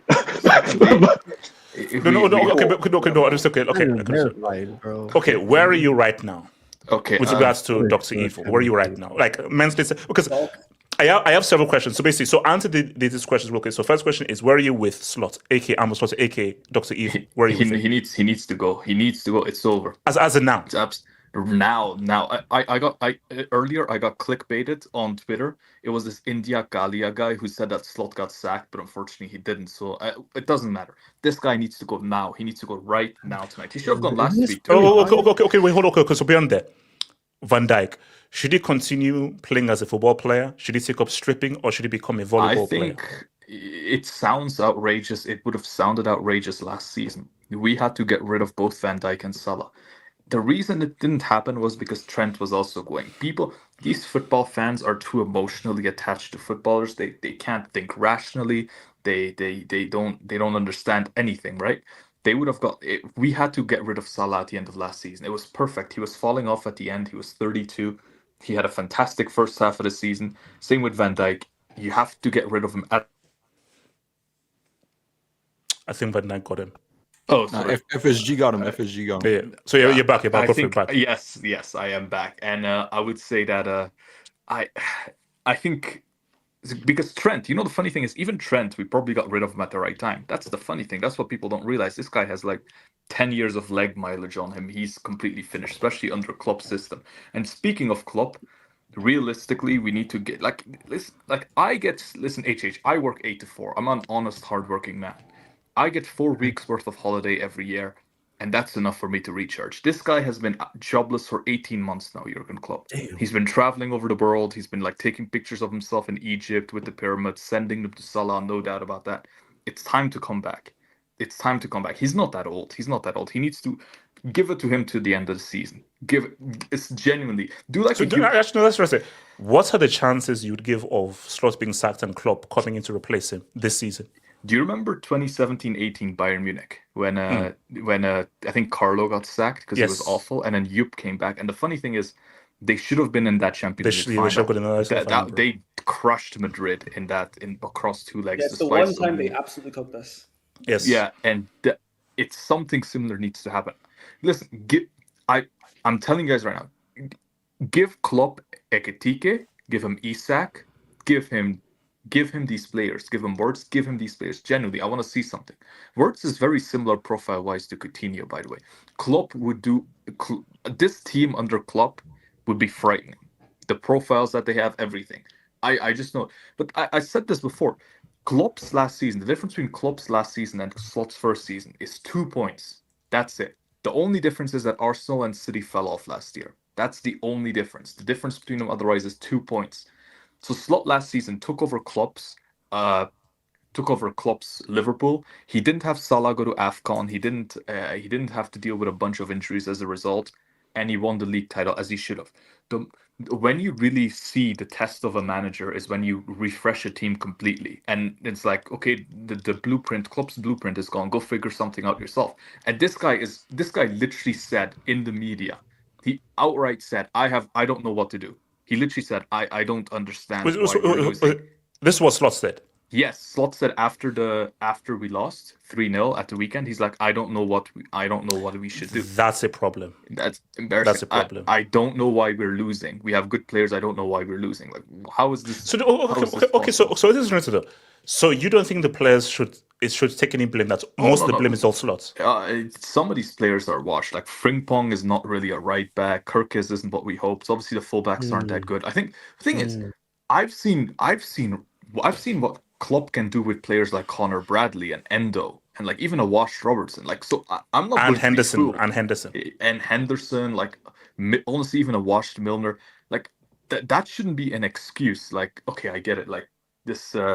These players are still more talented than a lot of the players that Klopp had, and so it's obviously they're not good. Like especially in defense, we have a lot of weaknesses. But like this is completely an excuse, man. Look at the team we're facing. We made literally like PSG. Sorry, not PSG. PSV. I mean, they played like PSG against us today, but they're PSV, and they have Serginho Dest. I didn't know that guy was still a footballer. What the hell? And he got an assist. I didn't know by the way. Perisic was still a footballer either, but he was there. These players that it doesn't matter what team we face, we can't string 2 passes together, even against PSV. So like how like it's clearly like I don't know if the players have given up on him, but that can't just be a player problem. This manager, he's just awful. He has to go. But also, last thing I'll say is that again, 6 Champions Leagues, and Steven Gerrard's 2005 performance is the greatest UCL final performance of all time. Hey, look, go down swinging, man. Go down swinging. I respect. Undisputed 2 things real quick. Yeah, go. I'm come to yesterday. Go for it. I think he's been disingenuous when he says there's only 2 points between Slot's first season and Klopp's last season, because they took off in the beginning of the season. So I think it's highly likely that teams will look at a team's trajectory and be like, well, we're not going to give it our all because there's a high chance we will not catch them. So it only makes sense that other teams would fall off or not go on a strong run. Wait, what do you mean particularly about, like, shouldn't that favor Slot more? He had little competition, like everyone gave up on the title race. He should have got more points. Like, people forget this. Klopp's last season, with 7 matches to go, game week 31 out of 30, very far into the season, we were leading. We were actually leading. We had the same number of games as Arsenal and City, and we were 1 point ahead. and then the whole team fell apart because of injuries. And like, by the way, Luis Diaz missed like 4 clear-cut chances against Man City at Anfield, if you remember that game, where he should have clearly won. But there's no excuse whatsoever. This team is way better than the teams who get beat down by every single. We signed Isak. This guy's a 20-goal season striker at Newcastle, and we give him 5 touches per game. By the way, that's how many times this guy touches the ball. So it's clearly the manager, in my view, mostly. Yes, yeah. What do you say? Then come to your audience. Yes, yeah. So, it's interesting, HH, right? Yeah, I hear a lot of stuff. Liverpool fans, you guys have an interesting way. You're the most interesting fan base I've ever seen. A lot of Liverpool fans in my life, I didn't know they were Liverpool fans. All of a sudden, when they started becoming good, they come out of the caves and all that stuff. Or all of a sudden, there's a guy, literally my cousin I knew for all my life. All of a sudden, I see him with a Liverpool shirt. It's like, I'm a Liverpool fan. Okay, all right, cool. All of a sudden, everyone's a Liverpool fan. Okay. So I've heard people say stuff about like Virgil van Dijk is the greatest center back of all time. The best center back in Premier League history. Better than Vidic. Better than Rio. Better than Jaap Stam. Better than John Terry. Everybody. Better than everybody. Mo Salah, the greatest player in Premier League history. That's all I hear. Alisson, the greatest goalkeeper of all time. That's all I hear. Liverpool, the greatest team of all time. The biggest club in Premier League. True. Premier League, that's true. Etc. Etc. That's true. You can't deny that. It's the same team with the same manager. They told me Darwin Núñez was straight up doo-doo. They said he was straight up garbejoni. He was. What is Isak? What is Wirtz? Yes, yeah. Weren't you rapping Isak? East African solidarity and everything. Weren't you rapping him? I blame Juju. First thing first, I blame Juju. Someone put a spell on me. Some Liverpool guy took some dirt to my face, bro, and I was tweaking. Bro, I came to reality. I woke up to reality. Shout out to Madara. Shout out to Madara. Those who watch Naruto. There is legit no excuses for Liverpool fans, for Liverpool Football Club, for Ernest Lott, for Van Dijk, for Salah, for any of these. There's no excuses. It's interesting. You can make fun of everybody. We made fun of Chelsea. We've made fun of Manchester and still make fun of Manchester United. Tottenham, of course. Arsenal, the biggest, the club that we've made most fun of. Pep Guardiola, we destroyed him. We have Lep streams. But when it comes to Liverpool, the defending Premier League champion, the team that went 30 years without winning a title, and still, even when they win a Premier League title, they cannot even retain the Premier League title. They can't ever win back-to-back. They say Jurgen Klopp, but Jurgen Klopp won like what? After he won the Premier League title, he went for 5 years without winning the Premier League title. But no, we can't talk about that, right? We can't talk about that because it's a Liverpool Football Club. But Jamie Carragher could go on TV, talk all this mad shit about everybody, about Chelsea, about United. But when it comes to Liverpool, Mo Salah, come on, bro. Come on. I'm going to be honest. This is so embarrassing. This is so disgraceful because other teams that are bad, other teams that are garbage, they have the excuse you're going to say is like they have bad players. Yes, who is mostly to blame here? Is it Amber Slot or are they these trash players?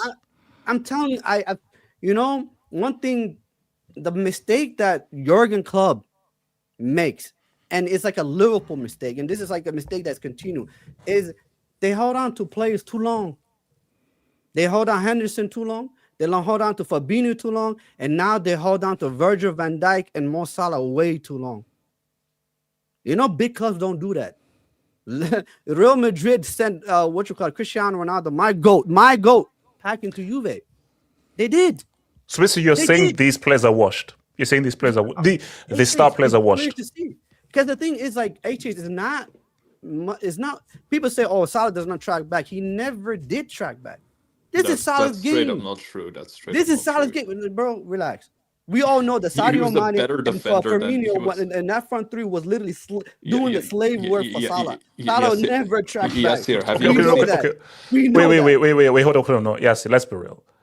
Salah has been an asterisk since March. Before March, you do not even dare question Salah's contribution to this damn team. You can't. You cannot question his contribution to this damn team. Hold on. HH. You know what? I'm gonna give you that. But also, it's like, you know what's interesting? When things are going great, everyone will praise you.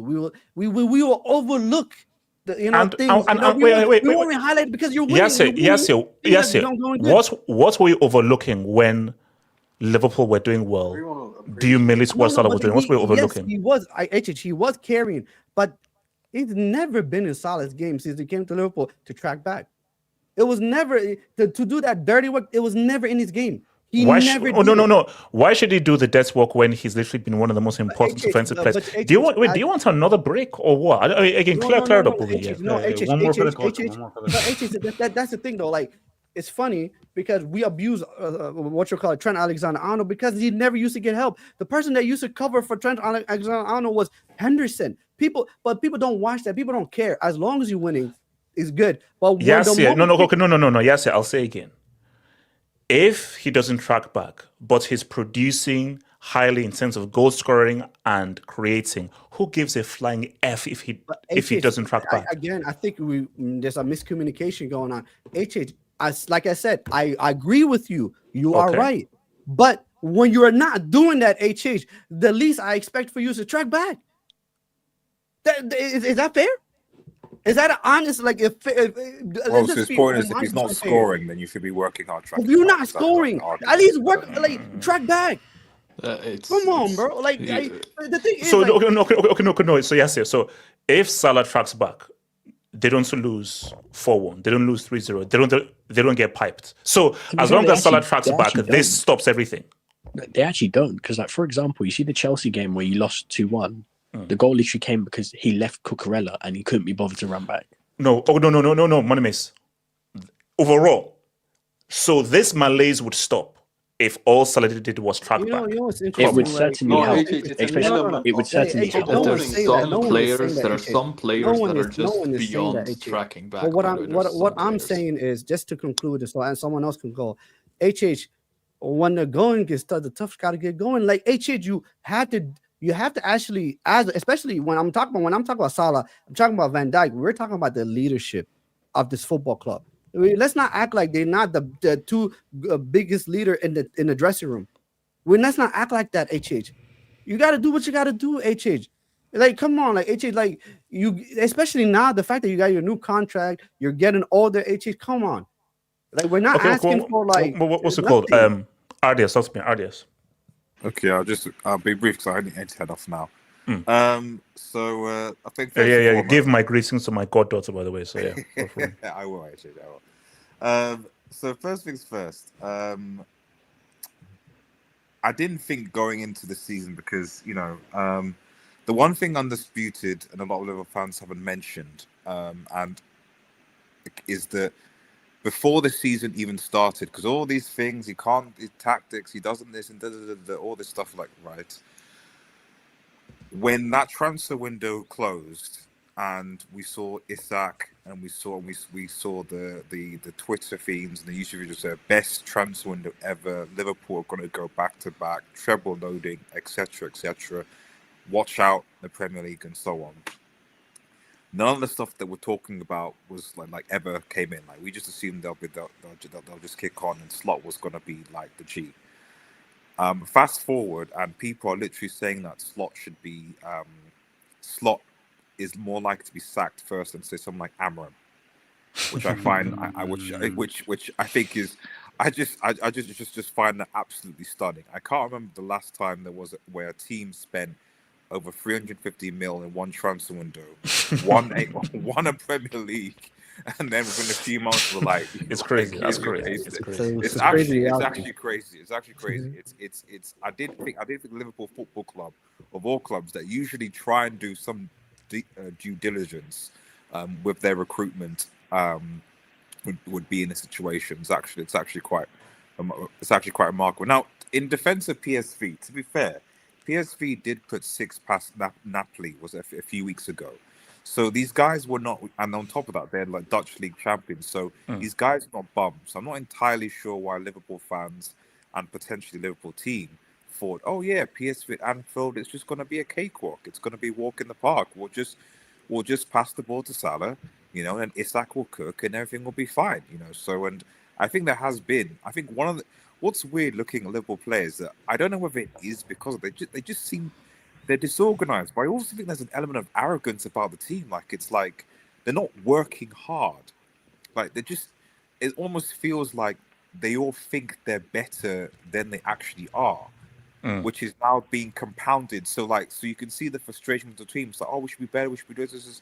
But they're not working hard, and they're clearly not good. But they all think, maybe because of the high fees, because of the high contract, etc. It's almost akin to some United teams of old, where like you signed all these high-profile players that are on decent wages, and they all think they're the business, and then it just doesn't gel together, and you get terrible results because you get a half-decent team.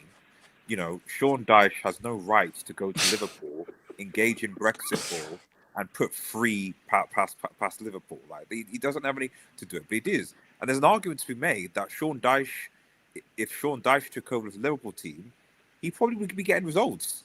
He would. Yeah. I mean, it would be ugly ball, but he'd get results. It would be ugly, but he probably used Isak more. He'd pick the ball to in, whether it's crosses or long balls or whatever. Isak would have more goals if Dyche was manager. Defensively, there'd at least be a bit better to defend from set pieces, etc. So Liverpool's situation is I mean, it's as a United fan who was hearing that Liverpool were going to get 21 this season. I don't know whether that Liverpool fans are still shouting 21.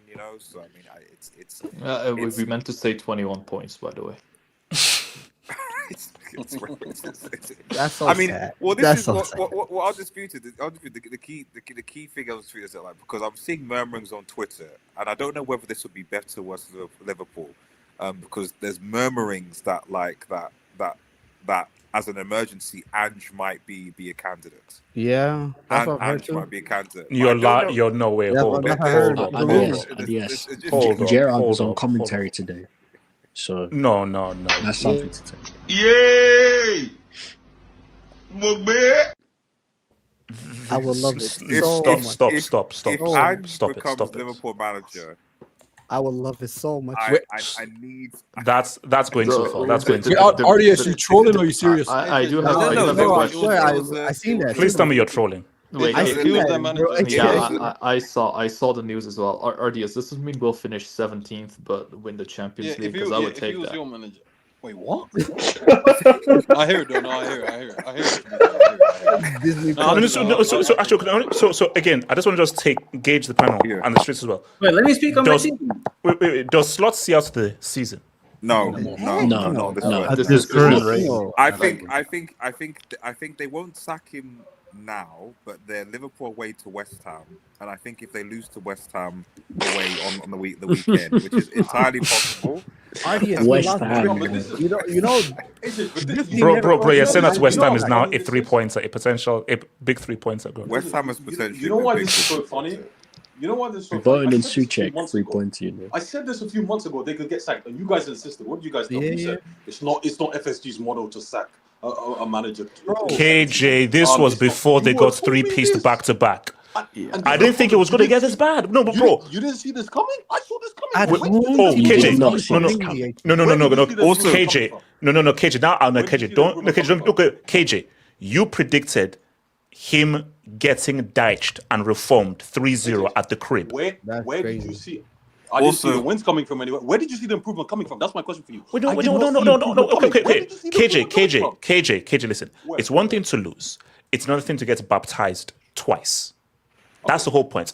Is losing to Forest 3-0, losing to PSV City. 4-1. City. Oh, okay, you know what? The City thing, it's City, but that's not bad. But it's Forest 3-0, PSV 4-1. Come on. You know what's the funny thing? Yes, those score lines, yes, I didn't expect that. But this thing, they didn't end last season well. Like, we knew this. That's and coming into this season, and you know what's the biggest problem? They won. Wait, hold on, KJ. How does the end of the season correlate to what the hell has been happening? KJ, nobody predicted what is happening right now. Nobody did. Because HH, if you just look at results in football instead of performances, right, it's going to be a problem. Because even though they won their first 4 games, they did not play well once.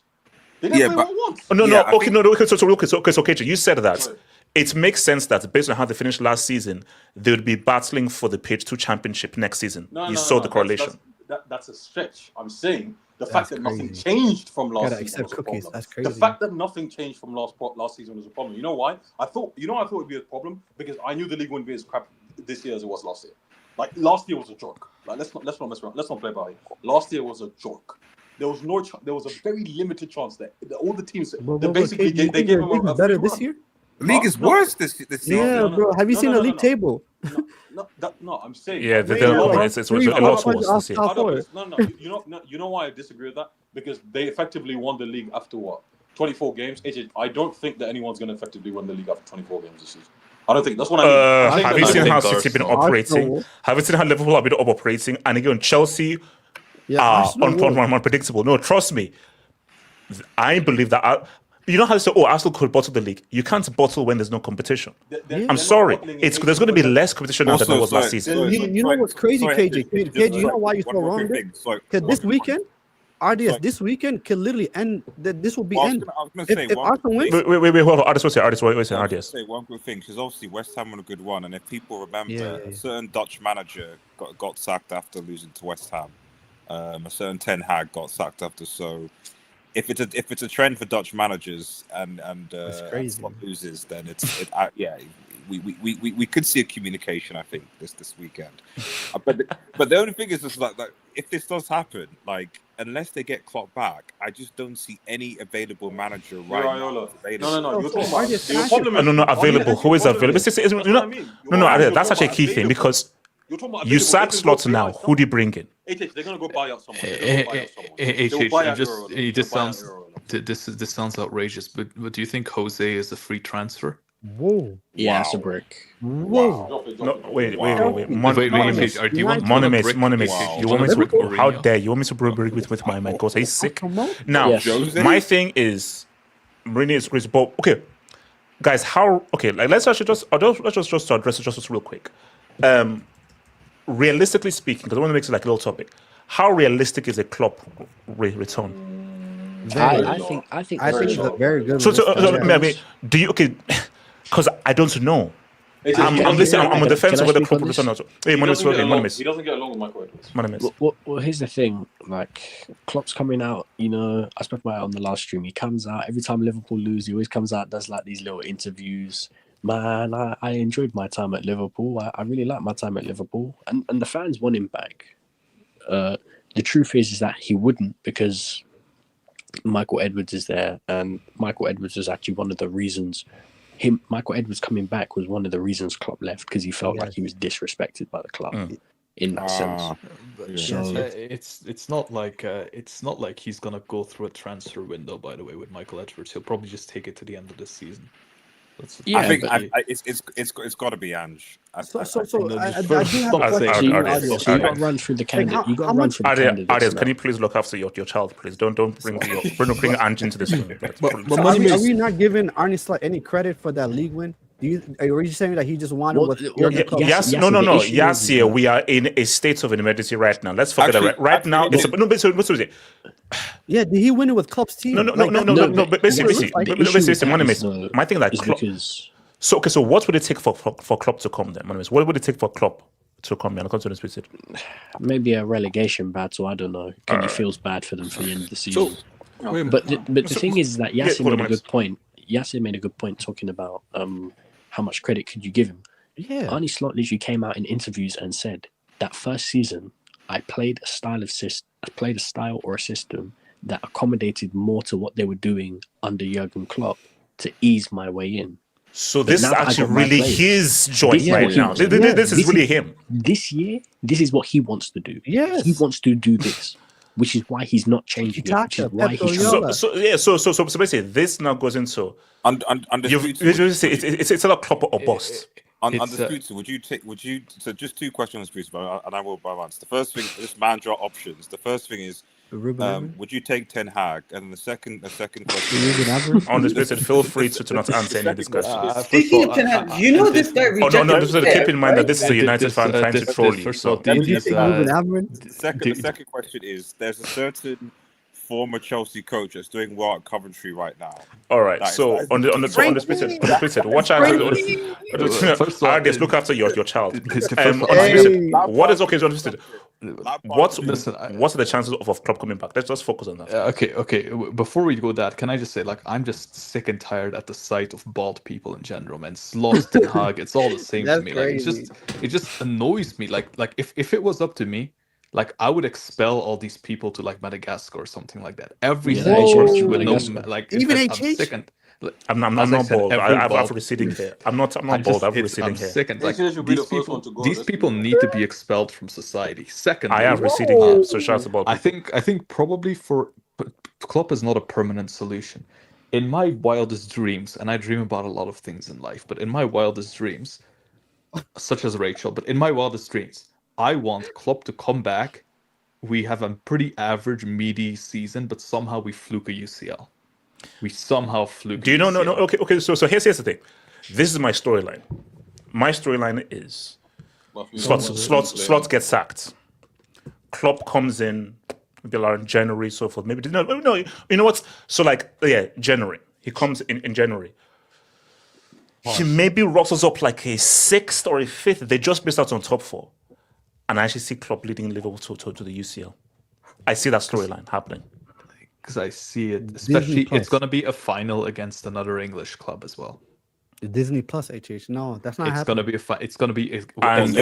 And let's be real, it's Liverpool Arsenal. That final would be quite something. Actually, no. Do you know what would be crazy? Okay, no, let me not say it. Please say it. I want to hear it. Chelsea, Liverpool. I don't. If something happens in the league and then Liverpool actually beats them, I'm just saying, if you know. Oh my days! Yeah. I think. Listen, HH. I don't think. Bro. That hangout would. If what you're thinking is gonna happen, like Arteta should be in like a safe house or like a no harm house or something. No. Witness protection. 24/7. You know who I really want as Liverpool manager? Steven Gerrard. Ricardo, Ricardo, what chances do you see of Klopp taking over Liverpool? Emergency. I mean, that's the question I actually asked Michael. There's been some rumors of it that he said he'd be open to it.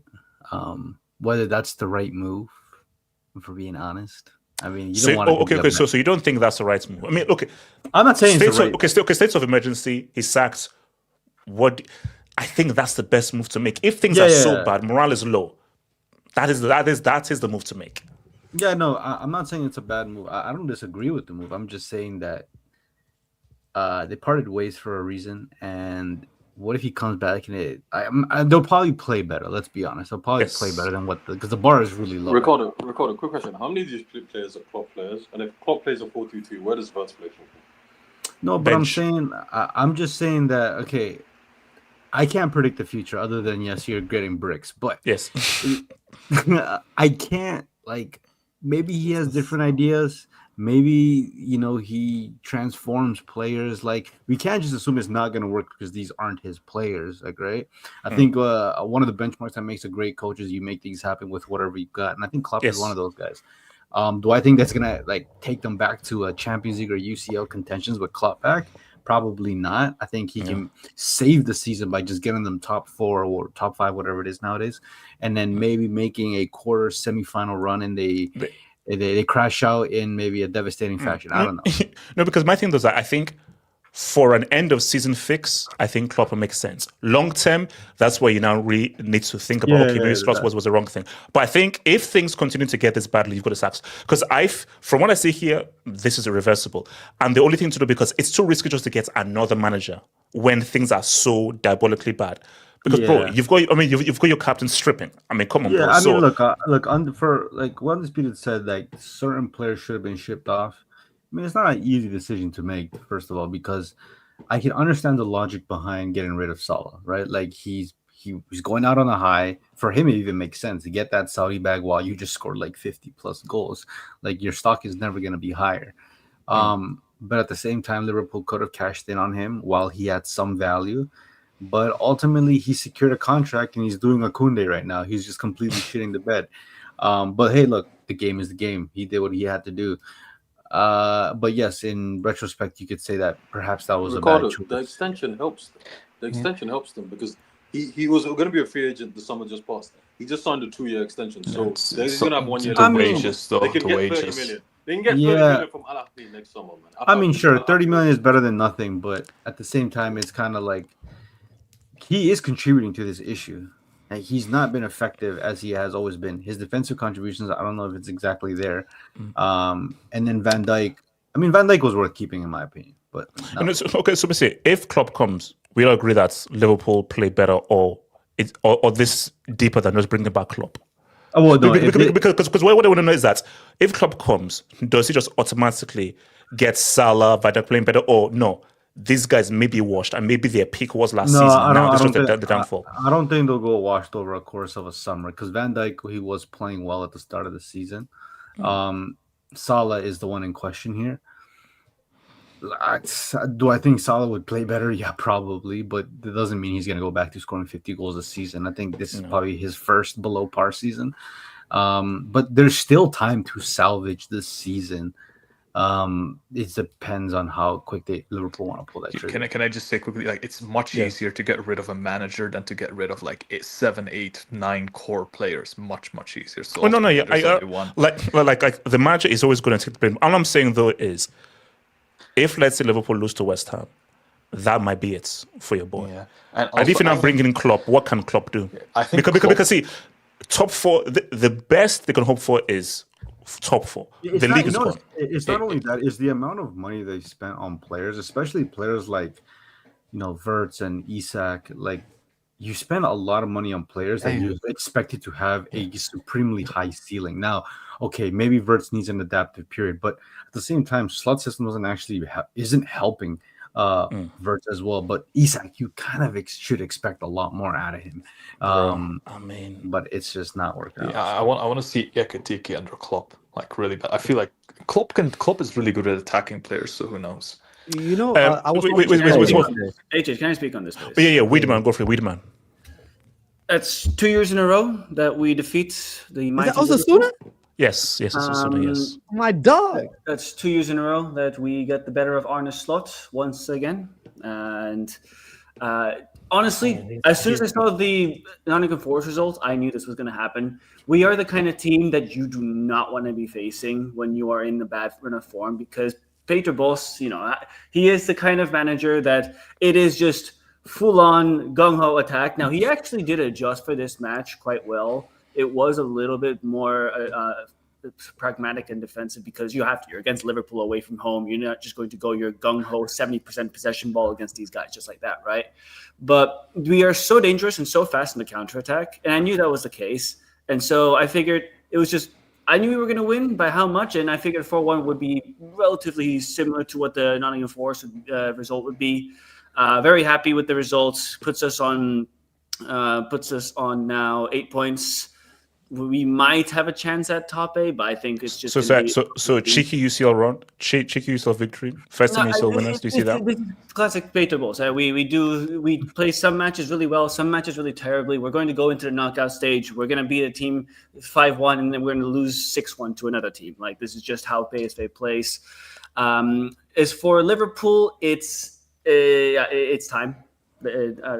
Mr. Slot, it's over. This is irredeemable. You can't be having these kinds of results. It's so strange because of the fact that at the beginning of the season, it started so well.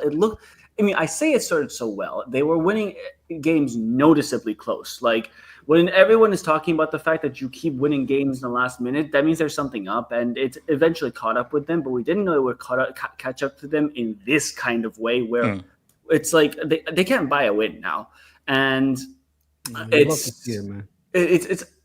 I think that it really is just tonight. You have to do it. I think that waiting any longer just prolongs bad results. And if you decide that Klopp is the guy to take over, I think that's not a bad decision. I think it's a good stopgap until you bring in the next real guy that's going to take over the next project of Liverpool. But I mean, I don't watch too much of Liverpool, so I can't say much about them. But from what I saw today, it is a complete disaster. Van Dijk is the thing that when I when I do watch Liverpool is that whenever they concede a goal, it seems like they lose their minds. It seems like they just don't want to be there. Even when they scored the 1-1 equalizer. Sorry to interrupt you. Just from a Dutch perspective, do you think that World Cup wise, De Ligt should be ahead of him than Van Dijk? Van Dijk shouldn't even be anywhere near that World Cup. For the Netherlands, he does play quite well. It's not like he's a total brick for us. Okay, he still has decent performances, and so and I think it really is just once a new manager comes in, we'll see Van Dijk back to at least sort of what he's capable of, because it seems clear that Van Dijk is very, very, very frustrated with how things are. You can see it in his face. Whenever the camera comes in on him, he is just murmuring something, making a face, making a remark. It's always the case, and he's clearly frustrated by something. And you can see it in his performance as well. He is putting less and less. He is doing more and more aura defending. It's clear that. I don't know if he wants to sack the manager or something like that as well, but he's clearly not at 100%. But when he plays for us, it's fine. As for the World Cup, I mean, we're not doing anything next World Cup. But I'm glad we got the win. I knew it would happen. Peter Bos is going to lead us to another 6-1 loss in the round of 16. And can I speak on Ajax, man? I didn't have a chance yesterday. Okay, very briefly go Ajax. Oh my gosh. This is so funny that this happens to these guys. I hate this club so much because the Dutch media is incredibly biased. Like, you know how you guys are talking about how the English media and how it's biased in certain ways? The Dutch media is so biased towards Ajax. It is insane. But they should be, bro, because based on just basically put it this way, is how what they do with Ajax is how the English media treats Man United. As bad as United, you always have that club that's glazed based on their history, and Ajax is so historic and so big. It makes sense. You hate Man United, right? And that's why I hate Ajax. It's the same thing. What? And so, because of that hatred, it's so fun for me that I can just watch this absolute downfall. It's been happening for 3 years now. Their whole bottle job last season was hilarious. But to be this bad, minus 15 GD, 1 goal, 16 conceded. Everyone in the Netherlands knew that Ajax would not do anything in this Champions League. No. There's not doing anything, and then there's having 0 points after 5 games, scoring 1 goal, conceding 16. That's the next level of doing bad, bro. Come on. Yeah, no, exactly. It's absolutely horrible, and it's because it does something to you when you are 9 points ahead in a title race and you with 5 matches to go and you blow it. That does something to a team mentality. Like, that breaks you mentally, and it's clear that these guys are not recovered from that. Even if the manager's gone, the team is still there, and that horse is just some kind of nonsense brick striker. That guy is so terrible. But it's still funny because Ten Hag, these guys that lost their manager a few weeks ago because Heiting was horrible, bad starts to the season, 5 wins, 5 draws, 1 loss in the league. Now they have 2 losses more in the league against Excelsior, I think Heracles or something like that. All teams that you just think that are made up names, right? Like the sort of Excelsior, things like that. But I think that how did Ajax get this way? How did they get to a point where it seemed that it's historic and has given us some of the best players ever, and now sitting bottom of a Champions League table of 36 teams with 0 points? Bro. It's because of the bad recruitment, the selling of all your players, and also just the replacement of the Van der Sar leaving and everything, the whole ownership. The whole Overmars fiasco that happened as well. Everyone leaving, like that has to that's a totally different group of people that are working at the top of the football club. And bro, Ten Hag rejected these guys. They went for Ten Hag a couple of weeks ago. He rejected them. Because it's a crazy rebuild though. Like they sold everybody. Yeah. He They're all sold gone. every single player. No. But my thing though is that it's fine. You sell all of your guys, but to do worse than Kairat Almighty and Paphos, and again, let me repeat to you: 5 games, 0 points, 1 goal scored, 16 conceded. Even with all of your guys taken away, to be doing this badly, no, this is next level brick. This is next level fall off. Bro, if you can't beat the Sword of Excelsior, you can't beat a Champions League team. That's how it is. I didn't know David Luiz plays for Paphos. Yes, he plays for Paphos. He scored a goal today. Yes. Whoa, David Luiz. It does. Yeah, but anyway, it's a great watch. Watching Ajax fail. I'm in a great place right now. Real Madrid is winning. Barcelona is losing. PSV is winning. Ajax is losing. Chelsea are winning. Hold on. Let me read this job. Hold on. Let me make this job. Let me read this job real quick. So, because I think that's the civil problem. war going on with Real Madrid. Karabakh plays Ajax. Shout out to Samasi. F.U. Jova, you are on my list. Jesus. Neuer, Stanisic. Also, Stanisic is a spy. Neuer, I think. What is it? Wait, what's kind of emoji is that? Is that It's the face palm. It's the face palm. Oh, facepalm. Okay, no. So, Are those universe players? Look, bro. All I'm saying though is for Neuer, bro. Like, I mean, you can say that it was a miscontrol, but that was nasty, bro. I'm not saying that. I just see the final days of Buffon when I see that, bro. Leave the football before the football leaves you. That's what they always say. It was so shocking. Wait, hold on. No one knew what happened. Wait, hold on. Credits to VVD for the dunk. Hashtag taller than Corey. Hashtag NBA. You know, that might be one of the craziest handballs I've ever seen. I have the screenshot for that. I have the screenshot for that, by the way. I don't know why. Who is this? Wait, who is this again? Is that Elijah? Yeah. Elijah. Okay, Elijah. You've not been here for a while, actually. That's fine. Okay, so Elijah. Look at his name. Look at his name. I know. So Elijah, real quick, talk about. Do you want Klopp back, and would Klopp cook? Would you bring Klopp back now? Also, put the knife down. We don't. You relax. Just relax. Put it down.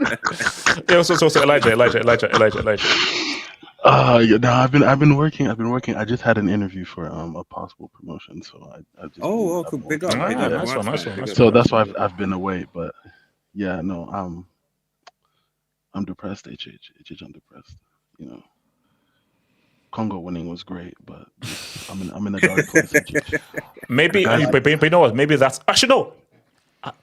The balance. So, the Super Eagles gets cooked. Chelsea beats Barca. Yeah, that makes sense. The Congo win. Liverpool gets shellacked. The balance of life. The good and the bad. The yin and the yang. So. We still need Nigeria at World Cup. Yeah, I know. Yeah. So, like I said, it's not the same. I know. I'll just try to. Yeah. No, the Africa situation, especially hearing about the 1.3 billion you guys are embezzling. All right, so Elijah, can you talk about Klopp and like? No, HH. They said that there's an article that's saying that NFF misused at least 25 million USD. So Elijah, thoughts on Klopp and if Klopp comes back, what happens? I'm trying to cope. But they're throwing the money in the uncle's Yo, house.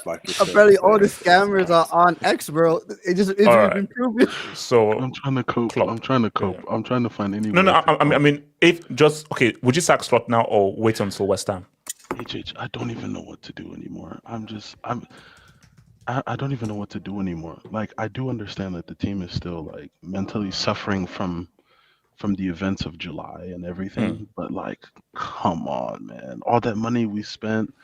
For me, I've always asked for basic 4-4-2, which had Egatike and Hugo up front, and having just keeping the basics. All I'm asking is just the basics. And I got Van Dijk trying to catch alley-oops from Jokic. I got Konate thinking, you seen the meme of Arthur when he puts the headphones on his head? Yeah. He has no ears. So this is basically Konate. Like, they're telling him pass, but he decides. I don't understand. I just don't understand it. It's like I had that third goal, bro. What was he doing? What was he doing? I can't. HH. So what do you do? If you're in charge, what do you do? Let Slots cook. Bring Klopp. I don't know. HH. Bring back Benitez. No, HH. It's take so a chance on bad. Ten Hag. No, excuse me.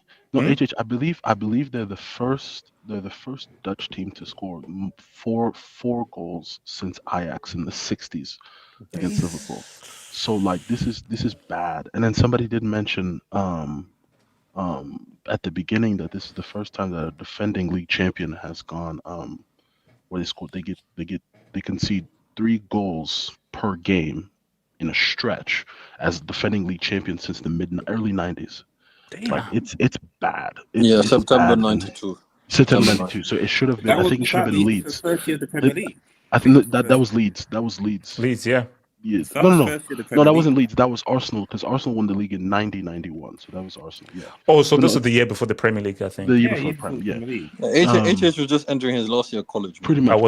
I wasn't born, you moron. So I could say. No, it's bad. It's bad, and it's really hard to explain what's happening. I can't explain it. Like I wake up at 8 a.m. and I'm already disappointed. You know? Like I would rather watch something else than watch Liverpool right now.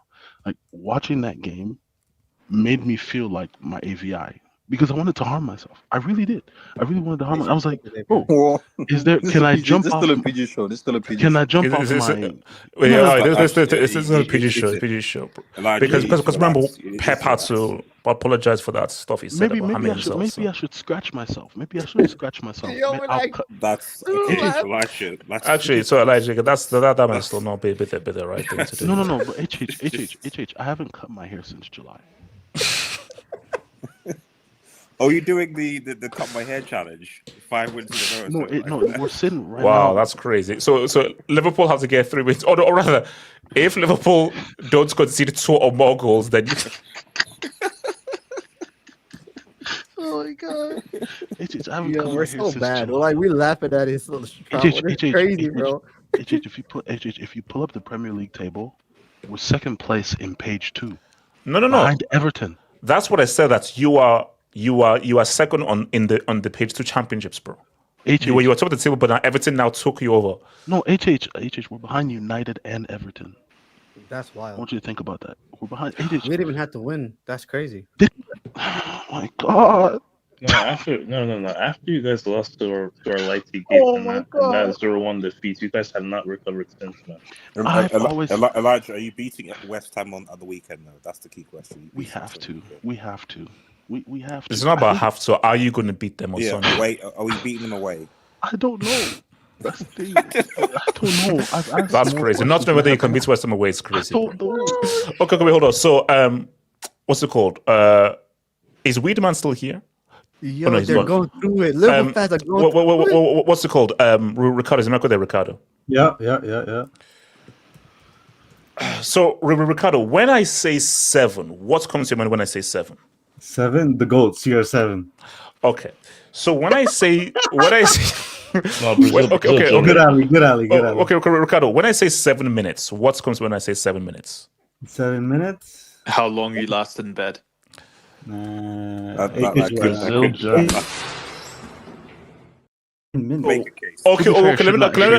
me make it easier for you. Oh, sorry. Yeah. So to be fair, I don't really count that as 7 minutes if I'm being brutally honest. It's close. It's close to Salah's against Rangers. No. Forget that. You want to know why? Something like that. You want to know why that stat is fugazi? Why? Because you're telling me the timer starts the moment you score the first goal, not the moment you start the game. It took them 21 minutes to score the first goal, then 2 minutes for the next one, and then like 4 minutes for the next one. It's a 28-minute hat trick. So I am looking at the official thing. 22, 24, 29. In what world does the game start when the player scores the first goal? I repeat, 22, 24, 29. Ergo equals MC squared. That's 7 minutes. I don't make the rules for that record. I'm just saying it's fugazi. Look, he showed up, scored 4 goals. No, Ricardo. What? There's showing up is like, cheeky 2-piece and everything. A 4-piece is this is why he's Messi's biological father. Ricardo, just give me 1 minute of Mbappe glaze. Just 1 minute of Mbappe glaze. Bro, I was like, he did his part. They won Lily because of his goals. Yes, literally. 3 goals conceding to the Greek pantheons of Olympiacos. No, let's put it. Javi Alonso is cooked. Like, this team is problematic. Without one man scoring 4 goals, this could have been either been a draw or even a loss. Yeah, no, for real. Look, all I can say is I can't really say much because Barcelona did lose, but although granted we lost to Chelsea, which is a significantly better team. World champions, and yes.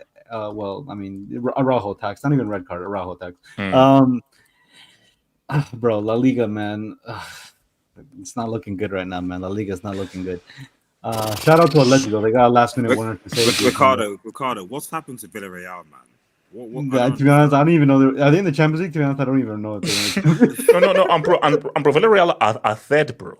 But put it this way: how are Real Madrid only beating Olympiacos 4-3, and he had to rely on a goal to get all 4 goals? Look, one thing I'd say this season between I think Barca and Real, a lot of the times it's individuality that's getting them over the finish line.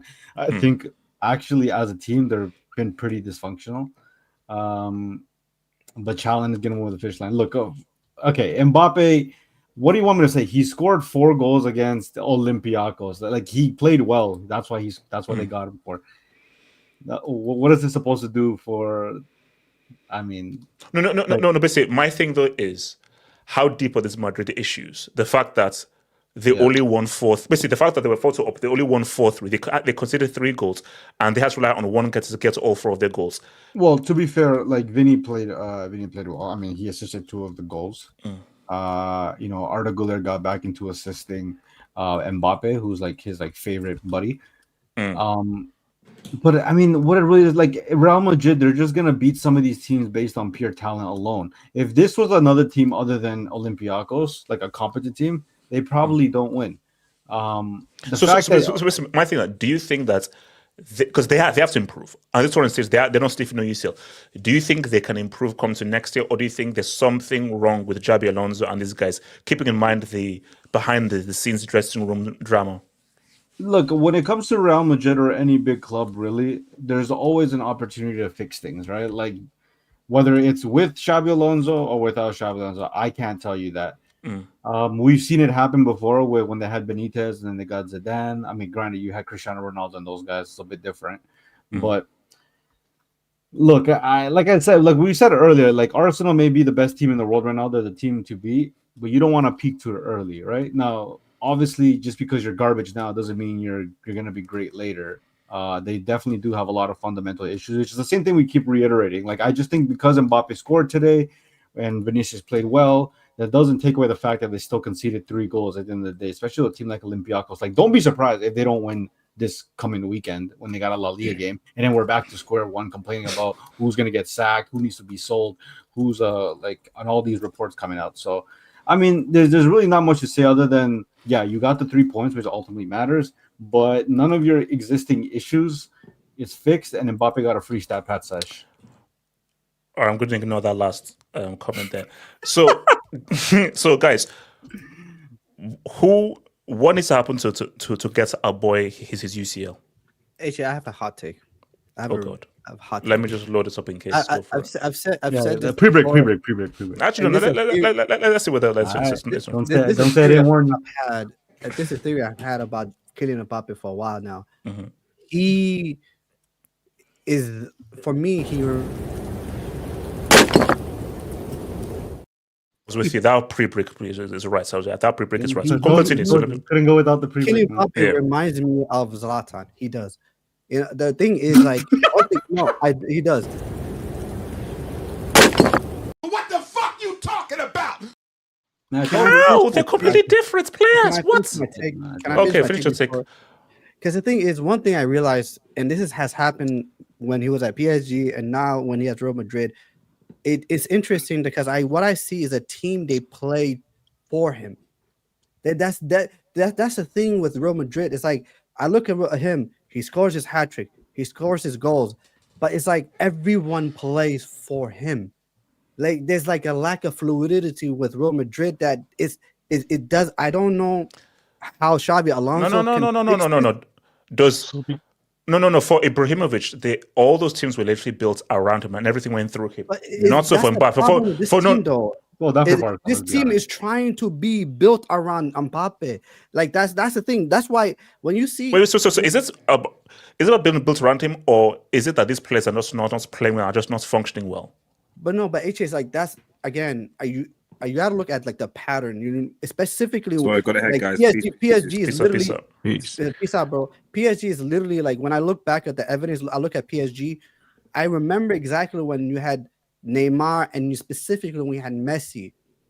Who's a guy that scored the most goals? It was Mbappe. everything was happening. Mbappe was getting all the goals. Mbappe was the best player in PSG, etc., etc. You come into a Real Madrid side that was functioning well, having Jude Bellingham playing like this false midfielder, whatever he was playing, coming in late to the box, and he worked. That front three did work. Now you have a situation where you have Mbappe. Literally, if Mbappe does not score goals, this team, I don't see how they can win. And that's the thing. And it's like it gets. So what's the solution then? Sell Mbappe and go back to what it was before him? The solution is Xabi Alonso. This is the reason why I believe that Xabi Alonso was a bad, because I think as a manager, you have to get, at the end of the day, Real Madrid, you got to make it work. You had to figure out how you can get fluidity in this team where it's not about Mbappe. And maybe this is an evolution in Mbappe's game where, like, I remember when they had Ronaldo, and Ronaldo was pretty much like, it was a similar thing where Ronaldo wanted just to score all the goals. It was just about him. And the Real Madrid really, they couldn't win the Champions League.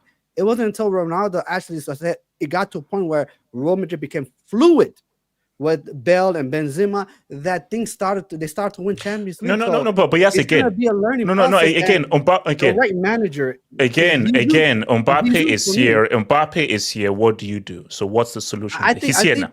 I think you have to get. I think you need to get rid of this guy. Xabi Alonso. I think you got to get rid of him and get like a Zidane, a guy that actually can make it work. Because Zidane has done it multiple times. Again? How many times will they keep running it back with him? Hey, if it works, don't. You know what I mean? If it works, it works. If it's broke, don't fix it. Because the thing is, like, the only manager I knew that, like, because I remember when they got James Rodriguez and they were trying to fit in that midfield that never was going to work. It wasn't until, like, and Rafa Benitez came, but also Zidane came, that he realized, like, James Rodriguez, Toni Kroos, and Modric can never work together. They can't. So I'm gonna put Casemiro in there, make that midfield balance. Yes, Hans. All of Real Madrid's issues, their main issue is because they play through Mbappe. That is the main reason why they're having this issue. Yes, because I feel so it has nothing to do with how the midfield work. It has nothing to do with it has nothing to do with the defense. Basically, the defense is playing fine. The defense is fine. I need to try and get close. I'm saying it. I'm talking about. Yeah, I'm gonna have other people speak on the defense, all that stuff. But what I'm gonna speak on is what I'm speaking on right now, where HH is like the issue they're having with Vinny getting upset. Look what he's doing. He's benching Vinny. Vinny getting upset. Vinny starting. Now Vinny is playing well. Like, Xabi Alonso till today cannot figure it out. HH, because like in every game they lose, HH, Kylian Mbappe scores goals. He does. Like you watch the game and you're like, okay, Kylian Mbappe score goals, but they lose. Today, 4-3. Mbappe scored 4 goals. By the way. You know what I mean? So it's like, it's the issue for me is not, okay, it's like, for me about like, okay, when you actually want to win something, bro, it has to be more of a team. Basically, they need to get more than just Mbappe. Wait, can I just say, the moment I saw it, right? I saw Mbappe 7 goals and 3 goals in 7 minutes. Wow, Mbappe, poker, 4 goals. Wow. So what did I do? I went on SofaScore. I went on whatever, and I checked something. I checked the defenders of Olympiacos. I specifically checked their ethnicity. Ricardo, and what was it? What happened? What defenders did they have? Were they the same?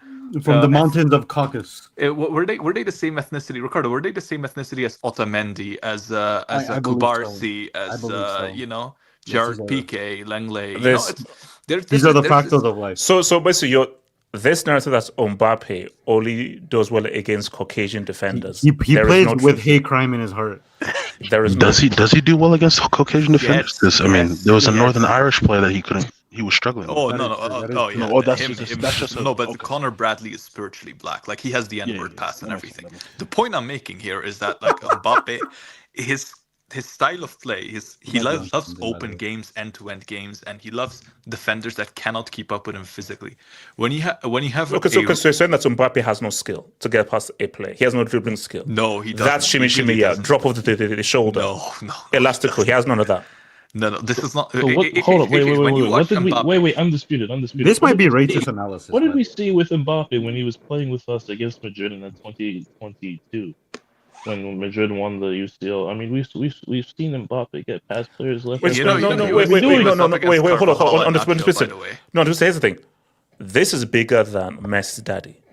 Messi's daddy has already proven he's one of the best players in the world. So this is not about. We can't question his quality as a player. He's the best. When you watch Mbappe, no. Okay. On this basis, so tell me that. Do you see Neymar? Do you see Neymar when you watch Mbappe? Is that what you see? No, I see a guy who I is see the finisher. I see a guy who is clutch, who is big time, and who rises to the big moments. That's what I see. What kind of footballer do you see? Rashford. You love to talk about. No. But here's the thing: there are two types of players. There are guys who are just here for the big time. It's not about how good you are. Just here for me. People will hate me for this. Bellingham is not the greatest football player in the world. He's not. But if there's a big game, I want Bellingham there. Now, Mbappe. 2017, 2018. Oh my gosh, that guy was freaking money. It's like, great. Yes, as a footballer, has he declined? Of course he has. But on the spirit, what are we here? What are we here for? What are we really here for? We're here for trophies. On the spirit, we're here for the UCL. We're here for the World Cup. That is what we're here for. And we're here for AFCON, Euros, whatever. So basically, my thing though, on the spirit, all that matters is. I don't know about AFCON.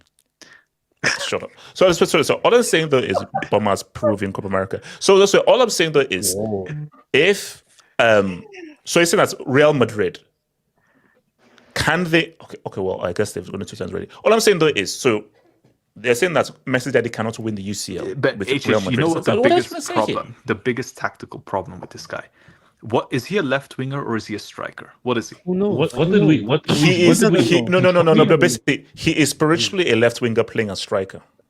Okay, as a left, spiritually, nobody plays him left wing anymore. Luis Enrique, Deschamps, Xabi Alonso, no one plays him left wing. The reason they don't play him left wing is fairly, I think, simple. Even Ancelotti didn't play him left wing. It's because he's the laziest footballer of all time in terms of tracking. Why should you track back when you have the European Golden Shoe? So if I have the European Golden Shoe, I should track back. Wait. Undisputed. You know, when they were at PSG together, this guy statistically defended less than Messi. You know how lazy you have to be? That's crazy. No. So all I've said that if I've scored the most goals in Europe, do I need to track as back? A striker, correct? As a striker, right? So you play him up top. Because that's the best way to put it. Messi has to work for him. But the problem with Mbappe, right, is that he's not like Benzema. He has no hold-up play of any kind. He's not an aerial threat of any kind, right? Is he? So do you know what's so crazy? A guy just scored 4 goals, 3 goals in 7 minutes, and we're now insulting him and abusing him. This is hatred to a different level. No. This is insane. No, but AJ, did you actually think like? Yes, they won the freaking game because of him. He single-handedly won them the game. What are we talking about here? I love Connor Bradley's son. I really do. But the problem is, like, we have to look at his tactical limitations. That AJ, did Real Madrid not win the UCL before he joined? It did not PSG not win the UCL after he left? Twice.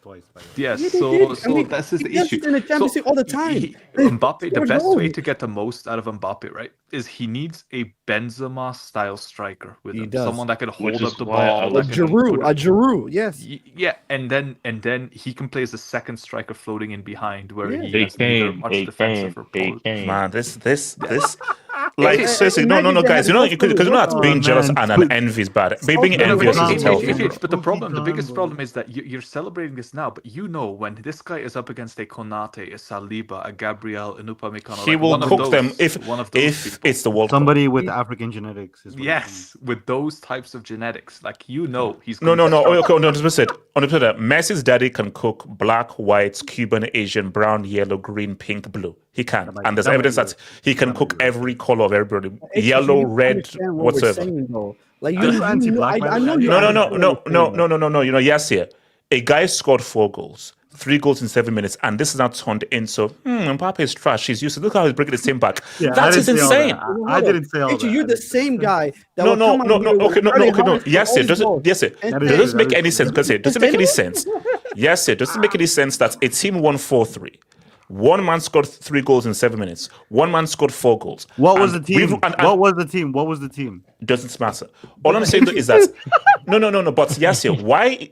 Why is he the guy you're being criticized? Now it's not the defense, the midfield, or Xabi Alonso's tactics. I do agree. Like Mbappe because you is love Mbappe so much. HH, your analytical brain, your football analyst brain just goes out the window. HH, I do think. No. Wait, hold on. Yes, He's swayed. Yes, he's a pretend analyst. Yes, He does know. If this was last season, he saved them for dessert. Don't forget, he saved. I'm telling you, if this was the old HH, the old HH would be like, he will say exactly what me on this tweet is saying. He will say like, Mbappe is scoring all these goals, but guys, like Real Madrid are relying too much on Mbappe, and it's like wait, hold on. Yes, you can say both of those things. That's wait, hold on. What was I saying to Ricardo? I said that this is not sustainable for Real Madrid. That in this current, but what did you say? I literally just said that Real Madrid at this stage, they're not winning no UCL. How do you know? So you can glaze Mbappe, praise Messi's daddy. Say, wow, Messi's daddy, how did you score 4 goals? 3 goals. So let's glaze Messi's daddy and say you can't just rely on Messi's daddy to get your UCL. Other people have to now come up to Messi's daddy's level in order for you to say also to the UCL. Can I ask you a quick question? Talking about. Can I ask you a quick question? Hold on.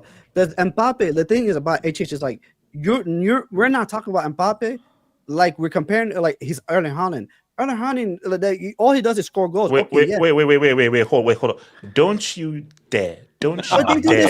No. Don't you dare put Messi's daddy in the same sentence as that Norwegian freed from Pearl. Don't you dare do that, bro. Don't you dare. They're not the same. Don't you dare put them in the same sentence, bro. Yes, real quickly. I just want to ask, like, for the people who actually understand tactics, would Madrid be better with Haaland? Yes. Yeah. Exactly. Absolutely. Yes, they would be because. So you're saying that take out. Let's be honest. No. Undisputed. So you're saying that Real Madrid would win the UCL if they put Haaland and took away Messi's daddy. They're not going to win it with Mbappe either, so it doesn't make a difference. I'm saying forget Haaland, man. Forget Haaland. Wait, undisputed. Are you saying we're living in a world where Mbappe doesn't win the Champions League with Real Madrid? Is that what you're saying? Can I just say if that happens, I'm not going to because I want to live in that world. I want to live in that world. Ricardo, he's moving like R9. That would be legacy destroying, by the way. That would be legacy destroying. 90-year World Cup winner, bro. How many of you goes to win a World Cup at their first his try? His highlight will be losing to Messi in a World Cup final, man. Penalties don't count. Only open play.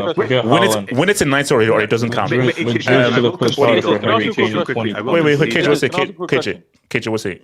As Mbappe's concubine, does he get 4 hand jobs for 4 goals today, or is that, or is it just 1 for every goal or something like that? Oh my god! Wait, what? Why is that I'm a different that. So that was okay. Well, no, that's when you're going too far. Do people know what else other than being great at the World Cup and being a flop at the UCL? Do you know what else Mbappe and R9 actually have in common? There's a third thing they have in common. All right, so here's the thing. Shout out to private internet. Okay. Look. All right. Okay. So look where our next UCL oppositions are in the table. I dare Flick to not get all 9 points. And if you need money for January, sell 4 organs on the black market. Excuse me? Number 4 organ. Who's number 4? Wait, how many games are there? Is it Araujo? Yeah, number 4 is Araujo. We face Frankfurt. No. Okay, so wait, who are Barca's next opponents? So the next they have Frankfurt. Oh, Frankfurt. Yeah, Eintracht.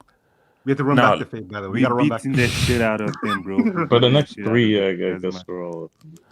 Oh my gosh, my favorite guy. So Clutchfinia. So you still believe Araujo is Barca's best defender? No, he is, but that shows that our defense is ass. That shows that our defense is ass. No, he is. Oh, okay. So you said that, but so Araujo is still Barca's best defender. But that shows that our defense is ass, bro. Let me say again. So what you still say Araujo is the best defender for Barcelona? You still believe that? I don't care.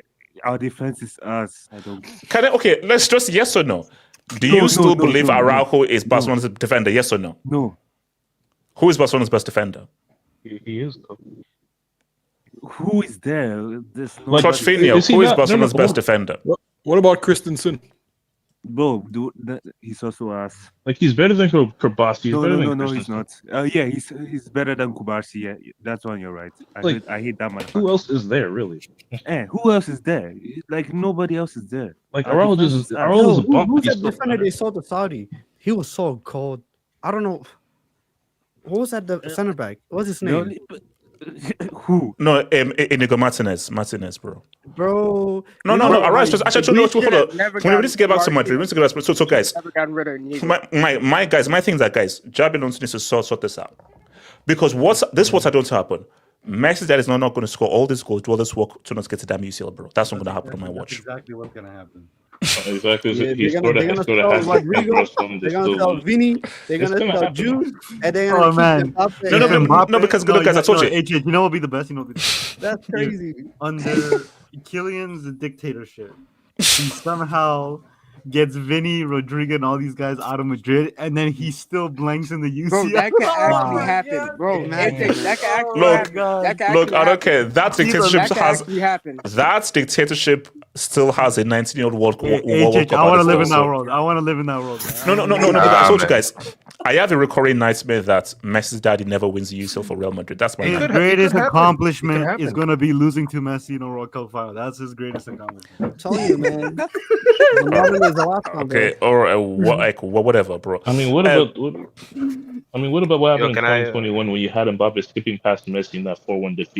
Barry, wait. Barry, how do we guess? Barry, how do we guess Messi's daddy this UCL? If it wasn't for all right. First of all, hope everyone's doing well wherever you are, all that good stuff. So first of all, when it comes to your question, I'm not gonna help you out with that because if he wins, then Real Madrid wins, and I don't want that. So I'm gonna put that aside. But post Real Madrid, don't you want to see Messi's daddy duel? Don't you want to see Messi's daddy succeed? Hell no. Only no, for France, maybe. Wait, bro. For France, maybe, but for Real, absolutely not. If he fails, then it's good because Real fails too. But for today, I have a little plan. I have a little theory. So for Mbappe, I don't know why he's getting blamed though because he scored the 4 goals and he was the reason why they won. So I don't know why he's getting signed there, but I have a little something. So obviously we know about the civil war. Ricardo, by the way, I have beef with you, but I'm gonna get to you a bit later. But so we have some. The hell did I do? Yeah, what you do? Ricardo, you always do something wrong. So pick one. It comes to Arajo, but nah, you're a hypocrite, man. You're a hypocrite. Yeah. But hey, but listen. So I have a little something. So right now there's the civil war. We all know that. We know what's going on. Vinny, Xabi Alonso, the other veterans. So I have a little something. So I think because there's a lot of pressure on Alonso because they've had some problems with the tactics, all that good stuff. Recently, the results have been the best. But I want to believe in Alonso because we saw what happened last season. Almost the same effective, the same freedom, all that good stuff. They got piped. Everybody. Hugo Duro pulled up to the Bernabeu, scored the G. Hard juice. So they ain't got. So they ain't got the same juice as they had last season. So now we have a guy, Alonso. They've looked a bit better. Now he's made some mistakes with the tactics, starting Jude against Atletico when he just came back from an injury, subbing up Vinny in the El Clasico, doing what they did against Elche. And by the way, they robbed the team twice, a relegation team, and they still didn't win. So that counts too. But I think you gotta trust Alonso because you gotta let the guy cook. I know he's a young coach. I know he's made some mistakes, but I think you gotta let him cook because last season we had a guy who beat the players, gave them freedom, let them do whatever, and it still failed. So you need to let the guy cook. And I think for Vinny, I think I would sell Vinny and do with Undisputed, bring someone that can play off Mbappe, like a 2-man duo, like Ekitike. I think Ekitike and Mbappe, that would be a good duo. Yeah, chill. So Barry, are you telling me that Xabi Alonso is the right guy for Real Madrid, or don't you believe? Yeah, you got to let him cook. Give him time. Can he cook? No, can he? Maybe this job is too big for him because again, for Real Madrid, you need a particular kind of a manager with a particular temperament who understands how to manage the egos in this team. Does this guy know how to manage the egos in this team? You know what? I think that's where you effed up Because let's say this, all right. So right now there's a civil war, the veterans and Xabi Alonso, and I want to see what the board do, because if you decide to side with the players, you're doing everything that you've been doing the opposite for all those years. Why Criminaldo left? Because he wanted the bag, and he said no, and then he left off. Ricardo, what happened? Ramos. He wanted to stay. You said, "Hey, man, it was good. It was fine, but you gotta go. We gotta bring some new blood." Casillas, the same thing. So if you don't And give the Modric same too. leeway, I mean, he kind of left in his own thing, but so if you don't give these legends who have done way more than Bellingham, Vinny, and all these dudes, then why didn't you do the same favors for Ronaldo, Ramos, and Casillas? So we're gonna see what the board do, but we're gonna see what happens. They got old. Like that's the different Racism situation. on it? man. No. Ronaldo wasn't old. He just came up with 3-peat, and he was one of the best players in the UCL. Like, So the but then, thing like, was, like, he the Real tried Madrid, to have they're always have gonna a side better with the contract. players. wait, hold on. Zombies, what are you saying? Zombies, what are you saying? So what was the thing with Ronaldo was he was trying to have like a lucrative contract, and Paris wouldn't let Yeah, it you have to put the happen. club before the Yeah. player, bro. Yeah, Look, as I always said that. Sorry, Brian. Because if they sack Alonso, so that means you're doing the opposite that you've been doing all this time. And then Sadly, basically- players and then- instead of focusing on So Barry. So it comes to you.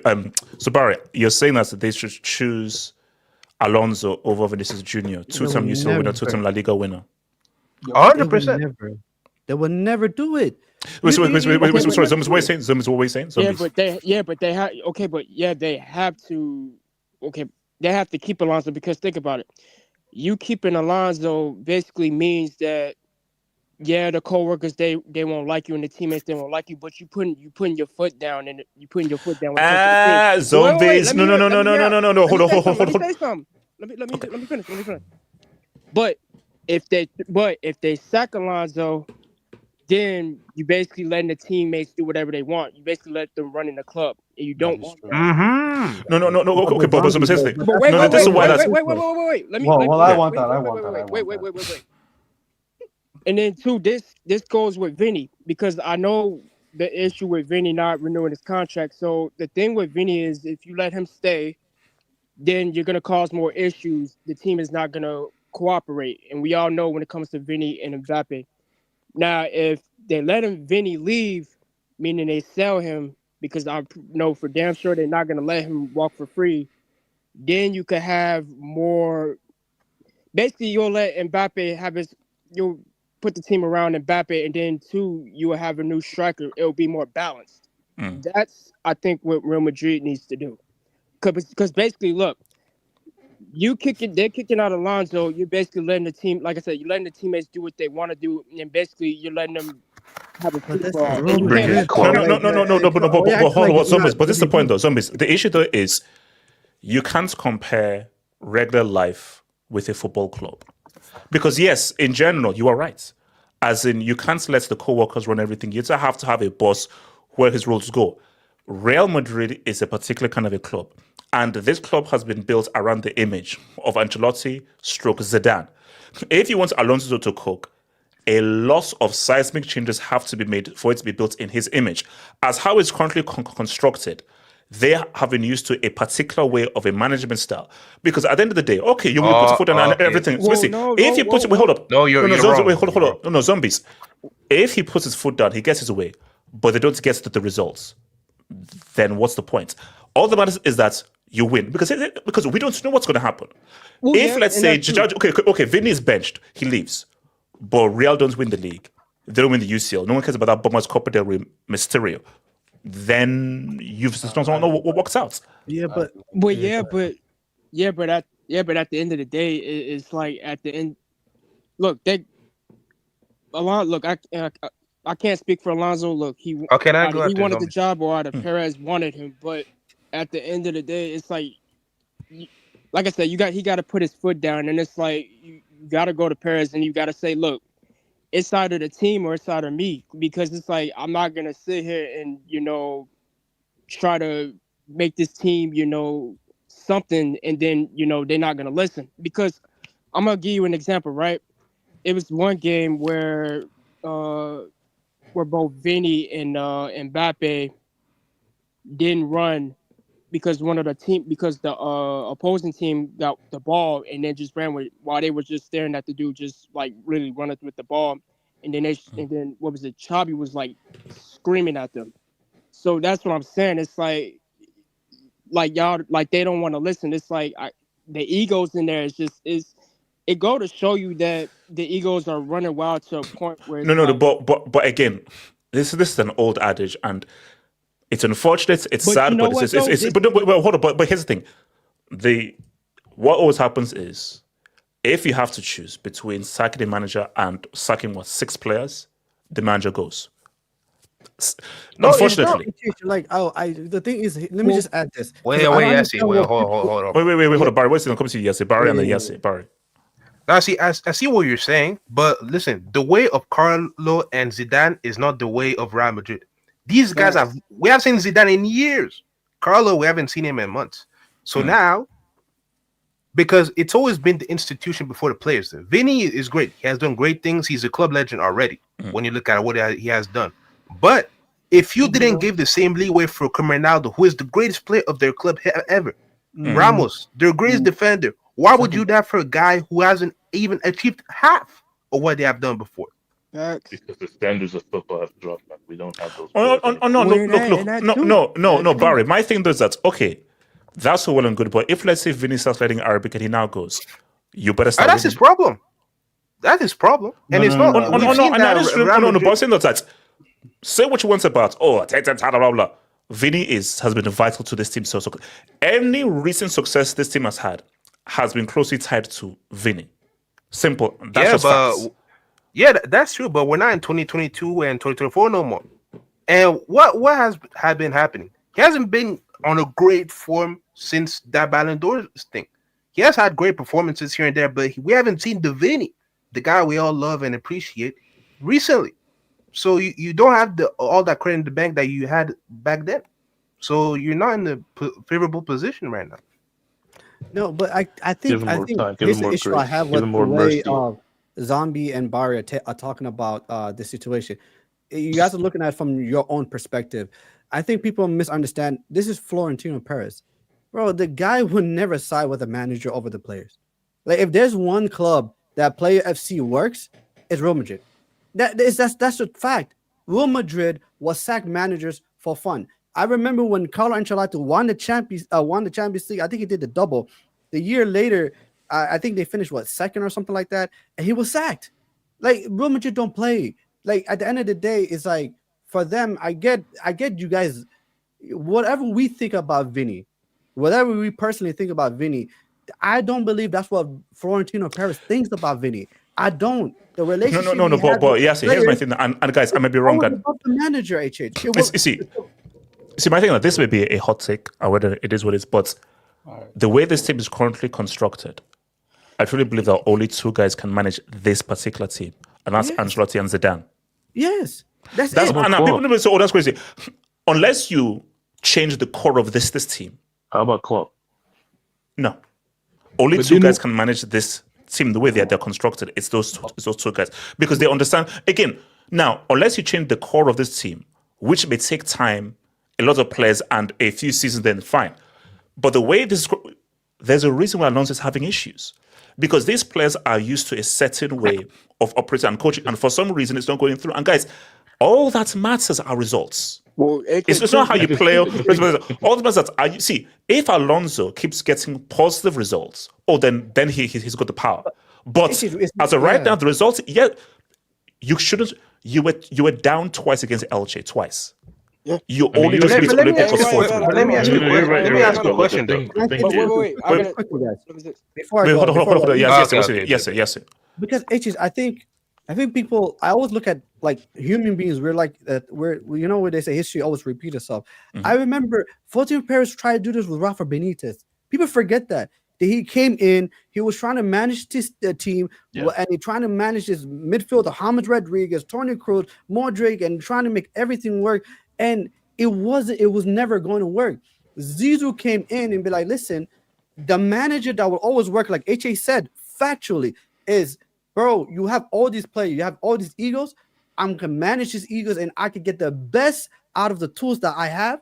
It's only 2 managers that have done it, and every other manager they have, like after that, has been an utter disaster. And and that's just a fabric of Real Madrid. And the thing about it is, like, if it didn't work for Real Madrid, then I will be the first person to say, yo, that's ludicrous, that's dumb, they should not do this. But a philosophy merchant will never work at Real Madrid, because that's never the identity. The identity. Nah. Galactico. No, the identity. Wait. Hold on. Let's see. So Barry, so you're saying that a philosophy merchant can work with these players? Never. No, I didn't even mention philosophy or whatever. I'm just saying, because why don't you embrace this new style of management? Because listen, you had Carlo last season, and let's be honest, you got Lisa and by anybody and everybody. You got piped by everyone. So one season. No, Barry. One season, bad, or just one really bad season? That's okay, all that. No. But what I'm see, the issue we have here is, it's not as if Real went on like 5-6 game losing streak, came 10th, and got beaten in like the last 16 or in the group stage of the UCL. That was a bad season, boy. I'm like, no. It was a bad season for Real. Okay, Barry, real quick. Based on Real Madrid last season, was that evidence of having a drastic philosophical change of manager? It was the same style, but it was just once, because Mbappe. Okay, it's not his fault. Like, he's just trying to do his thing, but just that one guy coming in, he effed up everything, because there was a certain balance, and then when you bring Mbappe, it just effs up everything. And then Carlo, he doesn't have the tools of management to accommodate with this kind of signing. And also, let's be clear here. Be clear here. Ancelotti wanted a defender in January. Yeah. And Perez didn't support him because Perez was saving the money for Alonso. So Perez screwed over Ancelotti. Okay, that actually backs up my point, what you just said. So why would you want to sack Alonso right now when you saved up money for him? And then when things aren't going good, it's not even that bad. No, but Barry, I'm just saying, no, Barry. Wait, quickly, Barry. I'm just saying though that if the players, for whatever, again, it is what it is. You may say it's wrong, it's not right, but guys, it is what it is. It's not about how things should be, it's how things are. If these players, who are your superstar players, are not getting along with the manager, what do you do? Follow the manager, follow him. No. Okay, but wait. The manager gets screwed over. That's how it happens. Wait, zombies. Okay, but like, if you sack him and you basically saved all that money up for nothing, like you basically just backdoored him for like no reason.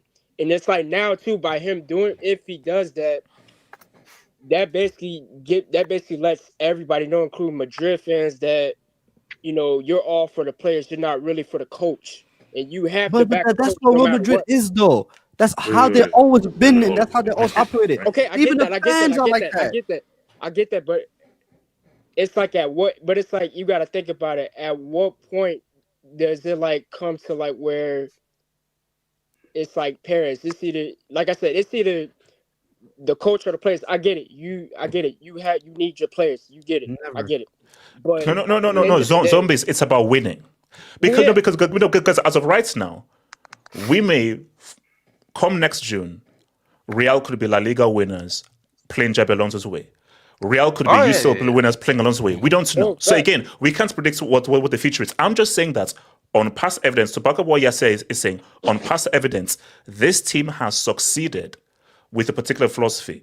Lopetegui failed, although that was the whole Spain thing. But that was transition. That was transition. Okay, transition. Okay, Solari failed. Yeah, Benitez that was the failed. same season. Yeah, but still, he still failed. Benitez failed. So these guys who came in with a very strong authoritarian structure have failed. The guys who were about, okay, I know how to read these players, and it's much more about communication of these players. They've succeeded. Now, maybe Xabi Alonso will be able to change things and restructure things. I'm just saying, for a long time, we all know that Real Madrid are a particular club who play a particular way and win a particular way. What's the difference between?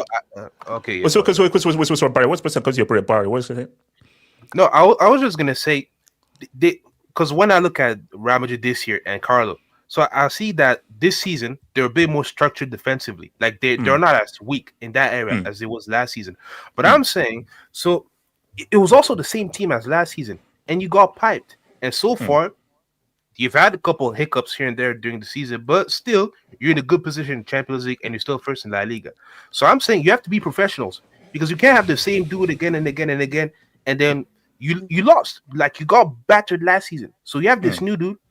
Just try to work with him. Just try to work with him. If you don't like it, bro, it is what it is. But at least let him work, because you have to be professionals. You can't be complaining and bitching because he has new rules. And then too, the players got You have to be professional. Wait. Okay, Obiro, go for it quickly. Obiro, go for it. I'm just trying to say quickly that, right? Like we're talking about like past evidence, right? Like we know, even though Klopp has a philosophy, you've seen the type of flair and intense relationship that we've seen with Salah and Mane. And Klopp has been able to manage that and able to get the best out of both of those. So I'm saying that maybe he can work something out with Vini and Mbappe if there's any sort of miscommunication there. So I mean, like that's what I'm saying. I think Klopp can still work with these group of players. Potentially. So shout out to your boy Chain Snatching. I'm hearing Desert De Lefeu is better than Henry. I think this reference to your boy Salah, bros. Desert De Lefeu is right. Look, this is what I always say. Salah and Henry are not in a footballing conversation. Respect what Salah has done, but when you're having a footballing conversation, never put Sally Field and Henry in the same conversation. That's just you're being moronic, bro. Let's not. Wait, can speak on. Yeah, AK, go for it, AK. So what are we talking about? So basically, my thing there is, should Real Madrid stick with Xabi Alonso, and is Xabi Alonso the right guy to get the best of the Real Madrid, or do Real need a certain type of manager to succeed with this? Yeah, basically the civil war. Oh, okay. After this, can I touch on Chelsea, Barcelona, and Arsenal, Bayern, please? Okay, real quick, bro, because we've already moved past those topics, but focus on this one. Yeah, the issue here is, I think Xabi Alonso, first of all, has to know what he's signing up for. The simple fact is, Real Madrid is a club that it's been a players' club. It's never been a manager's club. The manager is merely a pawn in the whole project. The project is the players. Like, ever since they were at the Galacticos, that was players based. Even like teams from the 1950s and 1960s, players based again. All of them were players based. So at the end of the day, if you're Xabi Alonso, you know when you're coming to Real Madrid, you're not, you need a basic structure, of course. You need to know how to press as a group, how to defend as a group. But you also need to know how to manage these players. Because if you compare what you've managed at Real Madrid versus what they've won, a guy like Vini, for example, will easily say, I'm not saying this is right or wrong, a guy like Vini will easily say, I've won 2 Champions Leagues for this club. Who is this new guy? And what does he? Why does he think I can do? Why does he think he could do this and that? You have to first gain the trust of the players. Because what AK is saying is that Ancelotti walked into Real winning the UCL with AC Milan. Zidane walked into Real winning the UCL as a player for Real, as well as winning the World Cup as a player. Alonso, all you've done is win the Bundesliga. That's still a great achievement. Wait, but then what about for those Madrid players, that's not a flex. Even then, right? Even then, right? That's even fine. Like, that's even fine. You still have to. The first thing you should have done during the Club World Cup and that summer season, you have to gain the trust of every player. That's the most important thing, first of all, because you have to gain the trust of every player. You have to make every player believe in you first. And understand this. They are top of La Liga. They've won 4 out of 5 games in the UCL. They've done everything. Yeah. Yet there is civil war there. There's civil war there. My question is, despite the fact that you're not performing that badly when it comes to, your position in the table, you are losing the players, which for me either says these players are incredibly egotistical, or you're not able to give them trust. You're not able to create relationships with them, and I find that worrying personally. Because how can HH understands? How can you be top of La Liga, play better, be in a better position than you were last year in the UCL, be top of La Liga, yet you're losing the players? I don't understand that. This is key. Because that either tells me the players are that tells me either the players are very unmotivated under you, the players are egotistical, or you're not able to connect to them. I'm sorry, man. No, because I've seen what. Sorry, Barry. Yeah, I've seen one report. I don't know if it's fully trustable, but I've seen that like Ancelotti, they used to give the players some couple days off, in between like the week of the match, and then Alonso, he's more of a disciplinary where you watch more tapes, you spend more time training and all that kind of stuff. So maybe I think they don't like that because they used to have days off, chill a little bit. No, but again, you have to bleed it in. You can't just come into a squad that's like that played the way that I was so used to Ancelotti's man management, and immediately like today we're going to do X, Y, and Z. You have to slowly gain the trust of those players, and then you can introduce. But last season, but I said last season you got Pipe doing the chill stuff. So when a new guy, you're winning stuff, you're winning games. So like, why don't you embrace what he's doing? But Barry, you're missing a very key thing. Again, Barry, you're right. In general, you're right, but it's not about how things should be. You just have to operate with how things are. The fact of the matter is, for whatever reason, this is just how this club operates. This is how they operate. And let's be real, Barry. Perez created this. Yeah. From the Galacticos, Perez created this psychology and this environment. So if there's anyone to blame, it's not the players. It's Perez. You would be right. That's the main problem. That's the main problem. It's not. Wait. Hold on. AK. I don't understand this. That's the main problem because, bro, like, even if he's created, they've won a lot, bro. Like, yes, they've won a lot. So it's not like. He's created. Barry. They had one bad season. But still, under this psychology and everything, have been several UCLs, several La Liga titles. So all because they had one bad season, doesn't say, oh no, this doesn't work anymore. No. See, that is illogical. If you've had several successes, but you just had one epically bad season, you then say, oh, ergo, therefore, this philosophy just never works. No. The fact of the matter is, basically, AK is fully right in what he's saying. If you're a manager, you should always believe in what you should do. But if you're a manager, you should also be aware of what environments are you working into. And keep in mind that you are not Carlo Ancelotti. So you are nowhere near as successful as the previous guy. So you should actually ease the way in which you want to implement the new way that you're doing things, because you have to have a middle ground. Because I'm Alonso, you don't have the cachet to be able to be like, it's my way or the highway. No, you don't. You've not done enough in this game. Hold on, Barry. What's it, Barry? See, I can flip that and use another example that you just said. So if it was perfect. If it was the 3P court, I'll be like, hey, you know what? Hey, you can't do that because they got multiple La Ligas, 4 or 5 UCLs. You guys, so like Vinny, Bellingham, you are a measly part of Real Madrid. They got 15 UCLs. You got 2. Ronaldo, Ramos, they got 5. They're a big part of it. You ain't got that crazy status like these other men. Has Xabi Alonso won a La Liga title as a manager? Has Xabi Alonso won a Champions League as a manager? Because at the end of the day, these players will say, you won a Bundesliga with a bad Leverkusen. Well done. Okay. I'm sorry, these players are not respecting a guy whose only achievement is winning the Bundesliga with a bad Leverkusen. I'm sorry, they're not. You actually go and watch how Mbappe won a UCL. No. You go and watch what Xabi Alonso actually did with Leverkusen, right? He wasn't a disciplinarian in Leverkusen. That's why, if you remember, after Xabi Alonso, they hired Erik ten Hag, who's well known for being a very disciplined, like a disciplinarian. They sacked him after 2 weeks. So Xabi Alonso at Leverkusen, he wasn't a disciplinarian. He was a player's friend type of manager. I don't know how, that's where, I'm kind of conflicted. I understand Xabi Alonso's, issue, but, this guy wasn't a disciplinarian at Leverkusen. He was the player's friend. Yeah, it was weird. It's like what's crazy? Like, it's a pattern.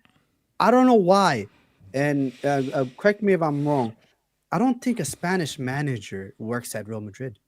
That's crazy thing to say, but it Oh, no, doesn't. that's too much of a stretch to say. No. That's But too much of a stretch you to say that. You say that. Lopetegui, Rafa Benitez. But no, the Lopetegui thing was there was a conflict with Spain, so that doesn't really count. It's like my point is like I feel like Italians are known for being tactical. Tactical man managers. That's what they are good at. Wait, hold on. Didn't Del Bosque win the UCL with Real Madrid? Did he? I think he did. Yeah, he did. Is it was that during 4-5? Yes. Yeah. Yep. You know what my biggest problem with Xabi I don't know. Actually, that's what I'm thinking. Like, What's your the biggest whole problem, structure thing. Too It much. just- Too much. No, wait. So, okay, what's the issue? It's two things, right? First of all, it's this reliance. Basically, do you know what Elijah basically wants Alonso to take over? He might work. He might work. Elijah, I see.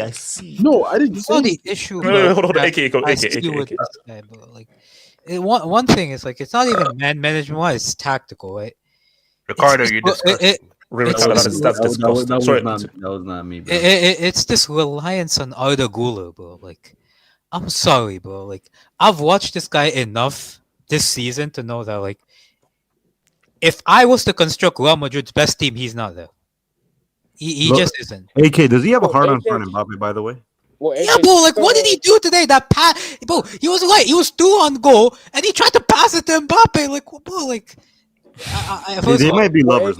This guy's reliance on Arda Güler, first of all, that tells that's a red flag, because if a guy that limited and that physically, like, just like, you can push him off the ball, like, that physically like unfit, if he's the guy you want to build around in your midfield, there's an issue. There's a big... No, again, and then that's just Alonso saying, hey, Carlo did it differently. I'm doing it differently, because it's almost similar to when Pep played Bart Simpson as a DM for Bayern Munich. I said, hey, I've got to do things differently from your Pankers. Fine. If you do things differently, you better win, and you better play well, and you better succeed. Because, guys, my thing though is there is nothing to say that Xabi Alonso should be sacked. Sorry, there's nothing. No, top of the same thing where you said there's nothing to be said. So as much as the players are complaining, Xabi Alonso is still in a strong position. He still is. Xabi Alonso is as of right now, he's in a stronger position than Vinny. He is, simply with the fact of like you're still top of the table. You still are, and you're still doing well in the UCL. You still are. So until the only thing where things are crazy is once results start going your way. I have a question for you.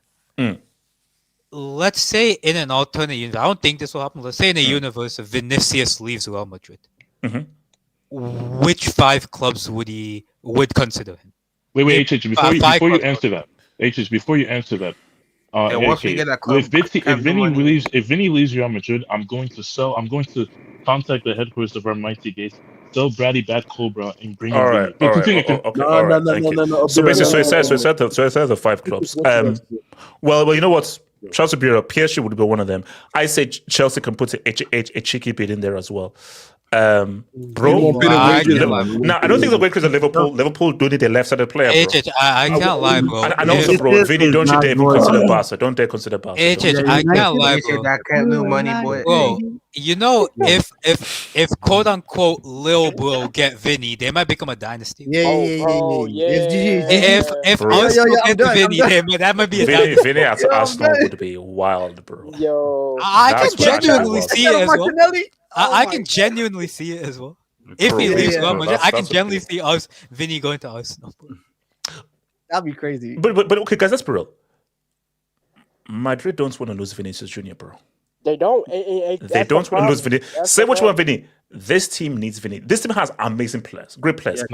They need Vinny. They've been needing him for like a year and a half, and I don't see it. So like if you think about it, like considering what Vinny did for Real Madrid, like with 2 UCLs, 2 La Ligas, they need him, and Mbappe hasn't won that. So would you rather have a player that won something for you guys, or a player that just got here and not doing anything? That's the difference. Mbappe destroyed a lot of harmony. I'm being real with you. Yeah, Jude has never been the same. Vini has never Well, been the I same. remember Okay, so Ancelotti said, everything is down to nah, dictator killing. Is that what you're trying to say? I can't lie, Ancelotti. And Pro Killing is the bad guy. Let's keep Remember- it real. Let's keep it real. When Damn, Kylian Mbappe stutter got of to the death, club,